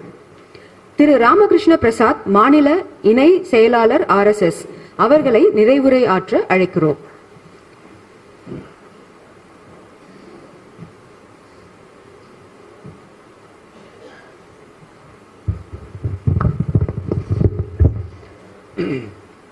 அனைவருக்கும் சிறைத்தாழ்ந்த வணக்கங்கள். நேரத்தின் அருமையை கருதி நான் என்ன பேசணும் அப்படின்னு சொல்லி யோசனை பண்ணிட்டு வந்திருக்கணும். அது எவ்வளவு சுருக்கமா முடிக்க முடியுமோ அவ்வளவு சுருக்கமா முடிக்கிறேன். கேட்கிறதா? ஓகே. பங்களாதேஷ்ல ஆட்சி மாற்றம் ஒரு பெரிய கான்ஸ்பிரசி. அதை ஒட்டி பல விஷயங்கள் நான் கவர் பண்ணணும் அப்படின்னு சொல்லியிருந்தாங்க. ஆனா பானு கோம்ஸ் அவர்கள் தெளிவா பேசிட்டாங்க அந்த விஷயத்தை பத்தி. இப்போ பொறுப்பா இருக்கக்கூடிய முகமது யூனஸ் அவரே நியூயார்க்ல செப்டம்பர் மாசம் ஓப்பனா பேசியிருக்காரு. இந்த ஆட்சி மாற்றமானது திட்டவட்டமா சதி செஞ்சு அது மாற்றப்பட்டது அப்படின்னு சொல்லி, அதுக்கு காரணமா இருக்கக்கூடிய அவருடைய அட்வைசர் அவர் தான் முக்கியமான காரணம் அப்படின்னு சொல்லி மேடையிலே பேசியிருக்காரு. அந்த அட்வைசரும் மேடையில பேசியிருக்காரு. திட்டவட்டமா அந்த ஆட்சி மாற்றம் நடந்திருக்கு. ஸ்டூடெண்ட் புரொட்டஸ்ட் காரணம் அது இல்லை. ரிசர்வேஷன் என்றது ஒரு போர்வை, அவ்வளவுதான்.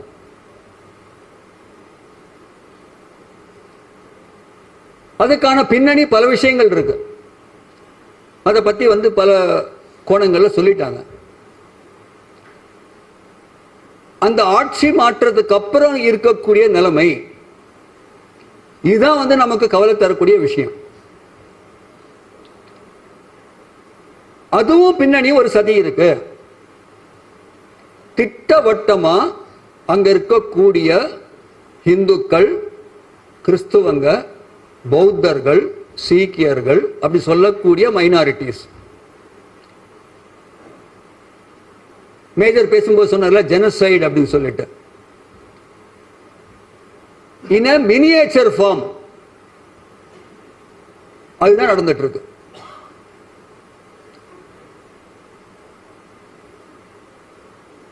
ஆனா முகமது யூனஸ் என்ன சொல்றாருன்னு சொன்னா இது ஒரு அபரேஷன், எல்லாம் சரியாயிடும். ஆட்சி மாற்றத்தில் இருக்கக்கூடிய தன்மையினால ஏற்பட்ட சில குழப்பத்தினால் நடந்திருக்கு அப்படின்னு சொல்லி காரணம் சொல்றார். ஆனா நடந்த விஷயங்கள் பார்த்தோம் சொன்னா அது எல்லாமே ரொம்ப திட்டவட்டமா பிளான் பண்ணி தாக்குதல் நடந்திருக்கு. அதை நம்ம புரிஞ்சுக்கணும் முதல்ல. It is not isolated incident.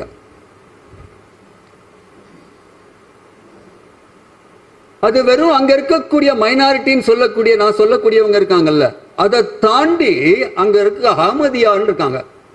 அங்க ஒரு கம்யூனிட்டி, அவங்களும் மைனாரிட்டி, முஸ்லிம்களுடைய ஒரு பிரிவு, அவங்களும் தாக்கப்பட்டிருக்காங்க. அவங்களுடைய 5 மாஸ்க் டெஸ்ட்ராய் பண்ணிருக்காங்க. அப்படின்னு சொன்னா ஐசோலேட்டட் இன்சிடென்ட் இருக்க வாய்ப்பு இருக்கா? கோயில்கள், மசூதிகள், சர்ச் உட்பட புத்த விஹாரங்கள் எல்லாமே தாக்கப்பட்டிருக்கு. அப்படின்னு சொன்னா இதை தாக்கிறதுக்கான திட்டம் என்ன யோசனை பண்ணியிருக்காங்க அப்படின்னு சொன்னா, ஏற்கனவே கைதிகளா இருக்கக்கூடிய அவங்க எல்லாருமே வந்து ஜெயில இருந்து அவுத்து விட்டான். அவங்க தான் டூல். அதுல வந்து அல் கொய்தா அமைப்பா இருக்கலாம், லஷ்கர் தொய்பா அமைப்பா இருக்கலாம், அப்படி இருக்கக்கூடிய தீவிரவாதிகள் கேஸ் இருந்து அவங்க உள்ள இருக்காங்க. அவங்க எல்லாம் வெளியே வந்தாச்சு. அப்ப நேச்சுரலா என்ன மாதிரி தாக்குதல் நடக்கும்? அப்ப இந்த தாக்குதல் நடக்கிறதுக்கான இந்த பின்னணி பங்களாதேஷ்ல இருக்கக்கூடிய மக்கள் வந்து புரிஞ்சிக்காத இருக்கக்கூடிய ஒரு நிலைமையில இருக்காங்க. அதான் ரொம்ப ஆச்சரியமா இருக்கு. 1971 உருவாகிறதுக்கு காரணமா இருந்ததே இந்த நாடு வந்து பாரத அரசாங்கம். அப்ப தஸ்லிமா நஸ்ருதீன் அவங்க என்ன ட்வீட் போடுறாங்க, திடீர்னு வந்து இந்தியா வந்து என்னாச்சு சொன்னா வந்து எனிமே ஆயிடுச்சு, பாகிஸ்தான் ஃப்ரெண்ட் ஆயிடுச்சு. எப்படி ஆக முடியும்? மறந்துட்டாங்களா வரலாற? அவ்வளவு சீக்கிரமா 71 இப்ப என்ன நடக்கிறது? 50 வருஷத்துக்குள்ள மறந்துட்டாங்களா? ஆச்சரியமா இருக்குல்ல. எப்படி திடீர்னு ஆக முடியும்? பாகிஸ்தான் வந்து நண்பன் ஆக முடியும்? அப்ப யாரோ காயம் நகர்த்துறாங்க. அந்த காயம் நகர்த்தக்கூடியவங்களை வந்து தெரிஞ்சுண்டு அது வெளிச்சத்துக்கு எடுத்து வரணும். அப்ப பானுகம் சொல்லும் போது சொன்னார், ஏன் பொறுமை காக்குறாங்க அப்படின்னு சொன்னா வந்து எல்லா விஷயங்களுமே வந்து இது எல்லாமே வந்து முழுக்க வந்து ஸ்டடி பண்ணி தகுந்த நேரத்துக்கு ஆக்ஷன் எடுக்கணும். அந்த ஆக்ஷன் எடுத்தன்னு சொன்னா வந்து எப்படி இருக்கணும்னு சொன்னா ஒன்னும் பேச முடியாது, அப்படிப்பட்ட ஆக்ஷனா இருக்கணும். யூரி அட்டாக் நடந்தது, ஒரே கொந்தளிப்பு நாடு முழுக்க. எதிர்பார்க்காத சமயத்தில் சர்ஜிக்கல் ஸ்ட்ரைக் நடந்தது. யாரும் எதிர்பார்க்கல. பாரத அரசாங்கம் எப்போ மாதிரி அப்படிதான் இருப்பாங்க அப்படின்னு சொல்லி எதிர்பார்த்துட்டு இருந்தாங்க. ஆனா வேற விதமா நடந்தது. அப்படி விரைவில் அது மாதிரி இல்லைன்னா கூட வந்து இன் சம் அதர் ஃபார்ம் நடக்கதான் போகிறது. அதுல நம்பிக்கை இருக்கணும் நமக்கு வந்து, அது ரொம்ப முக்கியம். பப்ளிக் சென்டிமெண்ட்டை வந்து திசை திருப்பறதுக்காக சோசியல் மீடியால நிறைய பேர் கூச்சல் போடுவாங்க, என்ன பண்ணிட்டு இருக்கு என்ன பண்ணிட்டு இருக்கு அப்படின்னு சொல்லி. இது ஒரு விதமா இந்துக்களுடைய ஒரு வீக்னஸ். அந்த இந்துக்களை வந்து அந்த ஒன்று சேர்க்கிறது இருக்குல்ல, அதுதான் ஒரு பெரிய சவால். 2 இந்துக்கள் சண்டை போட்டாங்க அப்படின்னு சொன்னா வந்து யாருக்கு லாபம் ஆகும்? தேர்ட் பார்ட்டி தான் லாபம் இருக்கும். கூத்தாடிக்கு லாபம் சொல்லுவாங்க கிராமத்துல. 2 பேர் சண்டை போட்டாங்க அப்படின்னு சொன்னா வந்து ஓயாத சண்டை கணவன் மனைவிக்கு ஒரு வீட்டுல. எதிர் வீட்டு பார்த்தாரு, என்னடா ஓய மாட்டேன், 10 மணி ஆச்சு, போய் என்னங்க பிரச்சனை அப்படின்னு சொல்லி, என்னங்க எங்களுக்கு குழந்தை பிறந்திருக்கும், அந்த குழந்தைக்கு பேர் வைக்கணும், இதுதான் இந்த பிரச்சனை. அவர் கேட்கிறார், என்ன பேர் வைக்கணும் எதிர்பார்க்கறீங்க? அந்த கணவன் சொன்னார் எங்கப்பா பேர் வைக்கணும், மனைவி சொல்றாங்க எங்கப்பா பேர் வைக்கணும். 2 பேரும் ஜஸ்டிஃபை பண்றாங்க. சரி உங்கப்பா பேர் என்ன? சிவசாமி. உங்கப்பா பேர் என்ன? கிருஷ்ணசாமி. 2 பேர் சேர்த்து சிவராம கிருஷ்ணசாமி வச்சிட வேண்டியது தானே அப்படின்னாரு. நல்ல ஐடியா, தோணவே இல்லை எங்களுக்கு, நல்லா இருக்க, ரொம்ப சந்தோஷங்க, நன்றின்னு சொன்னாங்க. மறுநாளைக்கு பேர் வச்சுட்டாங்க, விசேஷமா நடந்தது. ராத்திரி உட்காந்து 2 பேர் பேசுறாங்க, உங்க அப்பா பேர் சிவசாமி, எங்க அப்பா பேர் கிருஷ்ணசாமி.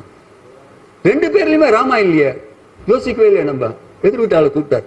அதுல வந்து ஏங்க எங்க அப்பா பேர் சிவசாமி, உங்க அப்பா பேர் வந்து சிவகிருஷ்ணசாமி தானே வரணும், இந்த ராமா எங்க இருந்தது? அவர் சொன்னார் எங்க அப்பா பேர் ராமசாமி.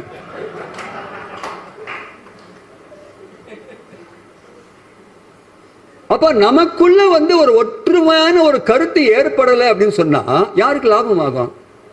ராமசாமிக்கு லாபம். புரியுதா? தமிழ்நாட்டுல அந்த பேர் நிலவரத்துக்கு காரணம் என்னன்னு சொன்னா வந்து இப்ப புரியுதா? அதுல வந்து அவருக்கு லாபம் ஆகும், அவ்வளவுதான். புரிஞ்சுதா? அப்ப இன்னும் கூட இந்துக்கள் காஞ்சிபுரத்துல வந்து அந்த யானைக்கு எங்க நாமம் போடணும்னு சொல்லி சண்டை போட்டிருந்தோம் சொன்னா வந்து அந்த நிலைமை எங்க போறது? யோசனை பண்ணி பாருங்க. அப்ப உலக அளவுல இந்துக்கள் சேரணும் சொன்னா வந்து அது யார் வழிகாட்ட போறாங்க? பாரதம் தான் காட்ட முடியும். இங்க எப்படி ஒற்றுமையா செயல்பட போறோம் அப்படின்ற விஷயத்த. அப்ப தெருவுக்கு வர மாட்டாங்களா? வருவாங்க. உதாரணங்கள் இருக்கு. ஆனா சென்டிமெண்ட் இருக்குல்ல, அது எப்படி வந்து ட்ரிகர் ஆகும் அப்படின்னு சொல்லவே முடியாது. சாமிஜி ரொம்ப அழகா சொன்னார். அந்த சென்டிமெண்ட் எப்படின்னு சொன்னா வந்து ஒவ்வொரு சமுதாயத்துக்கும் வந்து ஒரு விதமா ட்ரிகர் ஆகும். சில சமயத்துல என்னன்னு சொன்னா வந்து அது வந்து வயலண்டா கூட ட்ரிகர் ஆகும், சொல்ல முடியாது இல்ல. இன்னைக்கு கூட பாத்தீங்கன்னா பல இடத்துல பாத்தீங்கன்னா சில ஹாஸ்பிட்டல்ல வந்து அவங்களுக்கு பேஷண்ட்க்கு யாருக்குமே வந்து வைத்தியம் பண்ண மாட்டோம். அதே இந்துக்கள் தான். வியாபாரம் பண்ண மாட்டோம், நஷ்டமானாலும் சரி, யாரும் சொல்லல, அவங்க முடிவு பண்றாங்க. ஏன் அப்படின்னு சொன்னா வந்து அந்த மனசுல இருக்கக்கூடிய அந்த வேதனை இருக்குல்ல. என்னடா இது மனித உரிமை மனித உரிமைன்னு பேசுறாங்களே மற்ற சமயத்துல, ஆனா இந்துக்கள் பாதிக்கப்படும் போது மாத்திரம் ஏன் வந்து மனித உரிமை பத்தி பேச மாட்டேன்றாங்க? 2 நாள் முன்னாடி மனித உரிமை தினம், உலக மனித உரிமை தினம், ஆனா ஏன் பேச மாட்டேன்றாங்க அப்படின்னு சொன்னா ஆர்கனைஸ்டா இல்லைன்னா கூட, ஆர்கனைஸ்டா இல்லை அப்படின்னு சொன்னா வந்து மனித உரிமையை கூட வந்து பின்னுக்கு தள்ளப்படும். ஆர்கனைஸ்டா இல்லை அப்படின்னு சொன்னா வந்து அப்ப எதிர்த்து போராடணும், சென்டிமெண்ட் இருக்கணும் அப்படின்னு சொன்னா வந்து ஒரு அநியாயம் நடந்தது அப்படின்னு சொன்னா அந்த அநியாயத்தை நான் எப்படி ஃபீல் பண்றேன்? அது ஏதோ ஓவர் நைட்டா வந்துட்டு போயிடுறதா இல்ல வந்து மாறுதல் ஏற்படுறதா அப்படின்னு சொல்லி அதையும் சேர்த்து யோசிக்கணும். யோசிக்கிற சமயத்துல உதாரணத்துக்கு 500 வருஷத்துக்கு முன்னாடி ராமர் கோயில் இடிக்கப்படுறது எல்லாரும் கண்முன்னாடி பார்த்திருக்காங்க, எல்லாருக்கும் வேதனை இருந்தது. ஆனா ஒரு சத்திரிய கம்யூனிட்டி முடிவு பண்றாங்க, என்ன முடிவு பண்றாங்க அப்படின்னு சொன்னா வந்து மீண்டும் அங்க கோயில் வர மட்டும் நாங்க செருப்பணிய மாட்டோம், டர்பன் கட்ட மாட்டோம் அப்படின்னு சொல்லி முடிவு பண்றாங்க. யோசனை பண்ணி பாருங்க, தட் இஸ் த சென்டிமெண்ட் எப்படி இருக்கணும் சொல்லி இந்து 500 வருஷம் அடுத்தடுத்து வரக்கூடிய சந்ததி முழுக்க வந்து அதை வந்து கடைபிடிச்சாங்க. ஜனவரி மாசம் பிராண பிரதிஷ்டை நடந்ததுக்கு அப்புறம் தான் அந்த கம்யூனிட்டி செருப்பு போட்டது தலப்பாக கட்டிச்சு. இதான் நம்ம சமுதாயத்தினுடைய வலிமை. இப்படிப்பட்ட சென்டிமெண்ட் ஆகணும் முழுக்க வந்து. மாணவர்கள் எப்படி இருக்காங்க, எங்கிருந்து எடுத்துக்கணும், நம்ம வந்து எப்படிப்பட்ட மாணவர்கள் இருந்திருக்காங்க, அதுதான் இன்ஸ்பிரேஷன். சுதந்திர போராட்ட காலம் 1942 ஆகஸ்ட் 8ஆம் தேதி வந்து வெள்ளையனே வெளியேறு போராட்டம் அறிவிச்சாச்சு. நாடு முழுக்க கொந்தளிப்பு.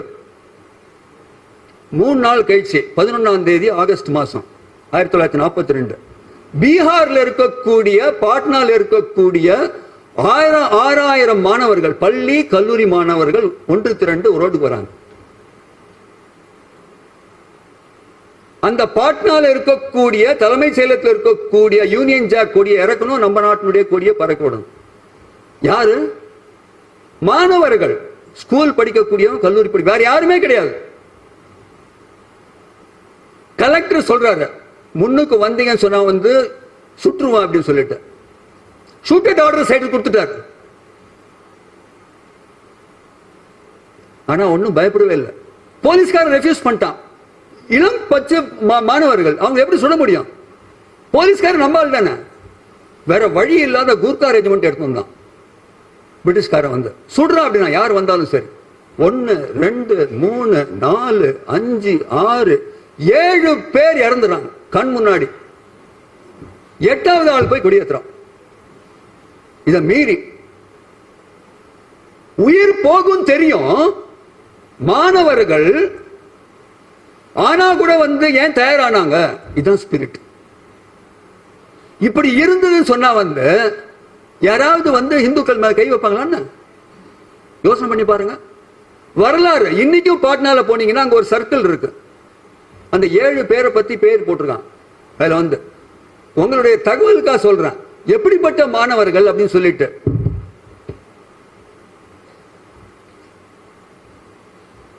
முதல் ஆள் உமாகாந்த் பிரசாத் சின்ஹா, கிளாஸ் 9வது படிக்கக்கூடிய பையன்.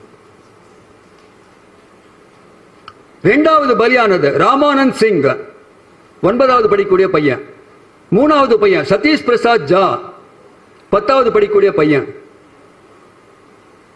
அடுத்தது ஜெகபதி குமார், காலேஜில் 2வது வருஷம் படிக்கக்கூடிய பையன். தேவிபாத சௌத்ரி, 9வது படிக்கக்கூடிய பையன். ராஜேந்திர சிங், 10வது படிக்கக்கூடிய பையன். ராம் கோவிந்த் சிங், 9வது படிக்கக்கூடிய பையன். ஆனா 8வது ஹீரோ இருக்காங்கல்ல, காலேஜ் படிக்கக்கூடிய பையன் Ramakrishna Sinha, 3rd year student. இந்த 7 பேரை பத்தி அங்க வந்து இருக்கு. ஆனா 8வது பேர் பத்தி இல்ல. அது பெரிய கேள்விக்குறி, ஏன் தெரியாது. கொடியேற்றினது அவன் தான். ஆனா சமுதாயம் மறந்துடுச்சு. சோ ஒரு பக்கம் எப்படி இருக்கணும் சமுதாயம், எடுத்துக்காட்டு. ஒரு பக்கம் என்னன்னு சொன்னா வந்து அந்த கொடியேற்றினால மறந்துட்டோம். அப்ப இளைஞர்கள் வந்து வருவாங்க, ஸ்பிரிட் தான் ஏத்தணும். ஸ்பிரிட் வந்து அது அவங்களுக்கு கொடுக்க வேண்டிய தருணம் இருக்கு. இன்னைக்கு கூட வந்து பாத்தீங்கன்னு சொன்னா வந்து இளைஞர்கள் தயாரா தான் இருக்காங்க. ஆனா சரியான வகையில அவங்களுக்கு பிரசன்ட் பண்ணணும். அங்கதான் சிக்கல் இருக்கு. அந்த சரியான வகையில பிரசன்ட் பண்ணலன்னு சொன்னா வந்து வரமாட்டாங்க. இந்த முயற்சி இருக்குல்ல, ஹிந்து தான் ஹிந்துன்னு உணர வைக்கிறது இருக்குல்ல, இதுதான் பெரிய சவால். வேற எந்த நாட்டிலும் இந்த குழப்பம் கிடையாது, நம்ம நாட்டில் இந்த குழப்பம். அதனால்தான் வந்து சுவாமி சின்மயானந்தா அவருடைய ஃபர்ஸ்ட் லெக்சரே நீங்க பாத்தீங்கன்னு சொன்னா வந்து பெரிய வேதாந்தத்தை பத்தி பேசல, ஹிந்து ஹிந்து ஆக்குறது எப்படி. அவருடைய ஃபர்ஸ்ட் லெக்சர், பப்ளிக் லெக்சர். அன்னைக்கு ஆரம்பிச்ச 50 வருஷத்துக்கு அப்புறம் இன்னும் கூட உணர்த்திட்டு இருக்கணும். அதுதான் சவால் நமக்கு. ஆனா உணர்த்த வைக்க வேண்டிய ஒரு தருணத்துல இருக்கும். அப்ப என்ன யோசிக்கணும் அப்படின்னு சொன்னா வந்து அங்க பாதிக்கப்பட்ட ஹிந்துக்கள் ஏதோ வந்து என்ன சொன்னா வந்து பங்களாதேஷ் ஹிந்து அப்படி இல்லை, நம்மளுடைய சொந்த சகோதர சகோதரிகள் அப்படின்ற அந்த உணர்வு விவேகானந்தர் சொல்லும்போது அந்த அமுதமொழி சொன்னார்ல, அந்த எண்ணம் எப்ப வருதோ அப்ப வந்து உலகத்தில் இருக்கக்கூடிய எந்த ஹிந்து மேலையும் கை வைக்கிறதுக்கு ஒரு தடவைக்கு 2 தடவை யோசிப்பான். இப்ப யோசிக்கிறதே கிடையாது இல்லையா? இப்ப யோசிக்கிறதே கிடையாது. முடியும். சில உதாரணங்கள் இருக்கு, அதுதான் நமக்கு இன்ஸ்பிரேஷன் பாயிண்ட். உத்தரப்பிரதேஷ்ல 10 வருஷத்துக்கு முன்னாடி எனக்கு தெரிஞ்சு முசாஃபர் நகர் பேர் சரியா ஞாபகம் இல்லை. அங்க எப்படி பாப்புலேஷன் சொன்னா வந்து 51% இந்துக்கள், 41% வந்து முஸ்லிம்கள். அந்த ஊர்ல மேயரா சரித்திரத்துல வரலாறே கிடையாது. யார் வருவாங்க? 10% 20% இல்ல, 49% பேர். கற்பனையே பண்ண முடியாது. கண்டிப்பா அவங்க தான் வருவாங்க. ஆனா அந்த தடவை முடிவு பண்றாங்க இந்துக்கள்லாம் சேர்ந்து, இந்த வாட்டி நம்ம மேயர் வரணும். என்ன பண்ணும்? 51% பேர் வந்து நம்ம யார் முடிவு பண்றோமோ அந்த ஹிந்து தான் மேயரா வரணும். அதுக்கான திட்டம் போட்டாங்க, அதுக்கான வேலை செஞ்சாங்க. அந்த வருஷம் மேயர் ஹிந்து மேயரா வந்தாரு. First time in history. 49% பேர் இருந்தா கூட வந்து ஹிந்து ஆர்கனைஸ்டா ஓட்டு கூட போட முடியும் அப்படின்னு சொல்லிட்டு நிரூபிச்சு காட்டுது.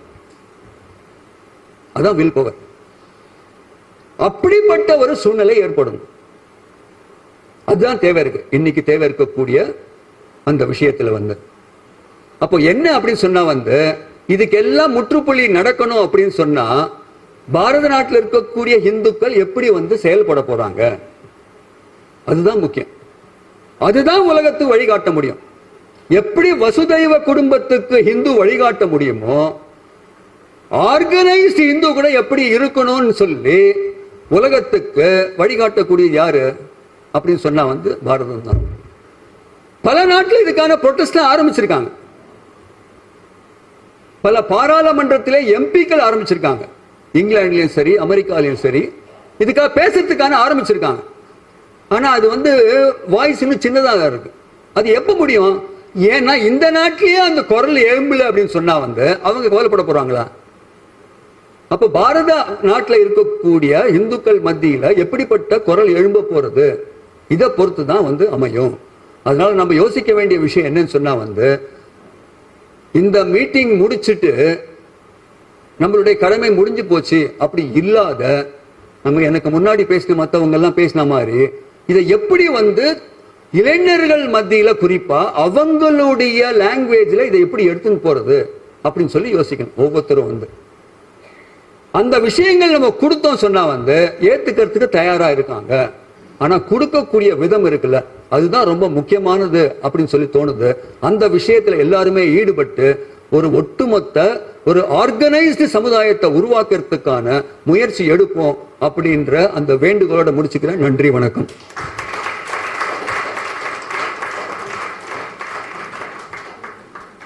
நமக்கு ஒரு இமோஷனல் ரோலர் கோஸ்டர் ரைட். தெரிந்த விஷயங்கள் சில, தெரியாத விஷயங்கள் பல புரிந்து கொண்டோம். இதை புரிய வைத்த சிறப்பு விருந்தினர்களுக்கு மற்றும் பங்கேற்ற அனைவருக்கும் மனமார்ந்த நன்றிகள். அடுத்து தேசிய கீதம்.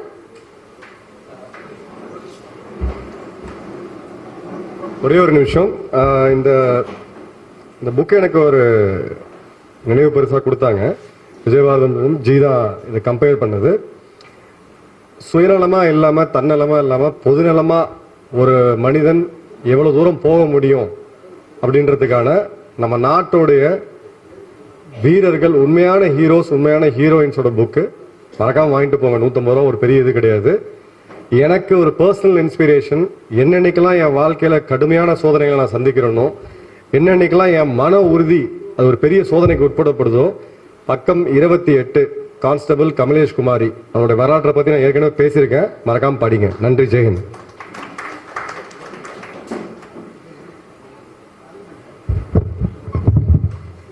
जनगण मन नायक जय हे भारत भाग्य विधाता, पंजाब सिंध गुजरात मराठा द्राविड उत्कल बंगा, विंध्य हिमाचल यमुना गंगा उच्चल जलधि तरंगा, तव शुभ नामे जाहे, तव शुभाशिष माहे, गाहे तव जय गाता, जनगण मंगलदायक जय हे भारत भाग्य विधाता, जय हे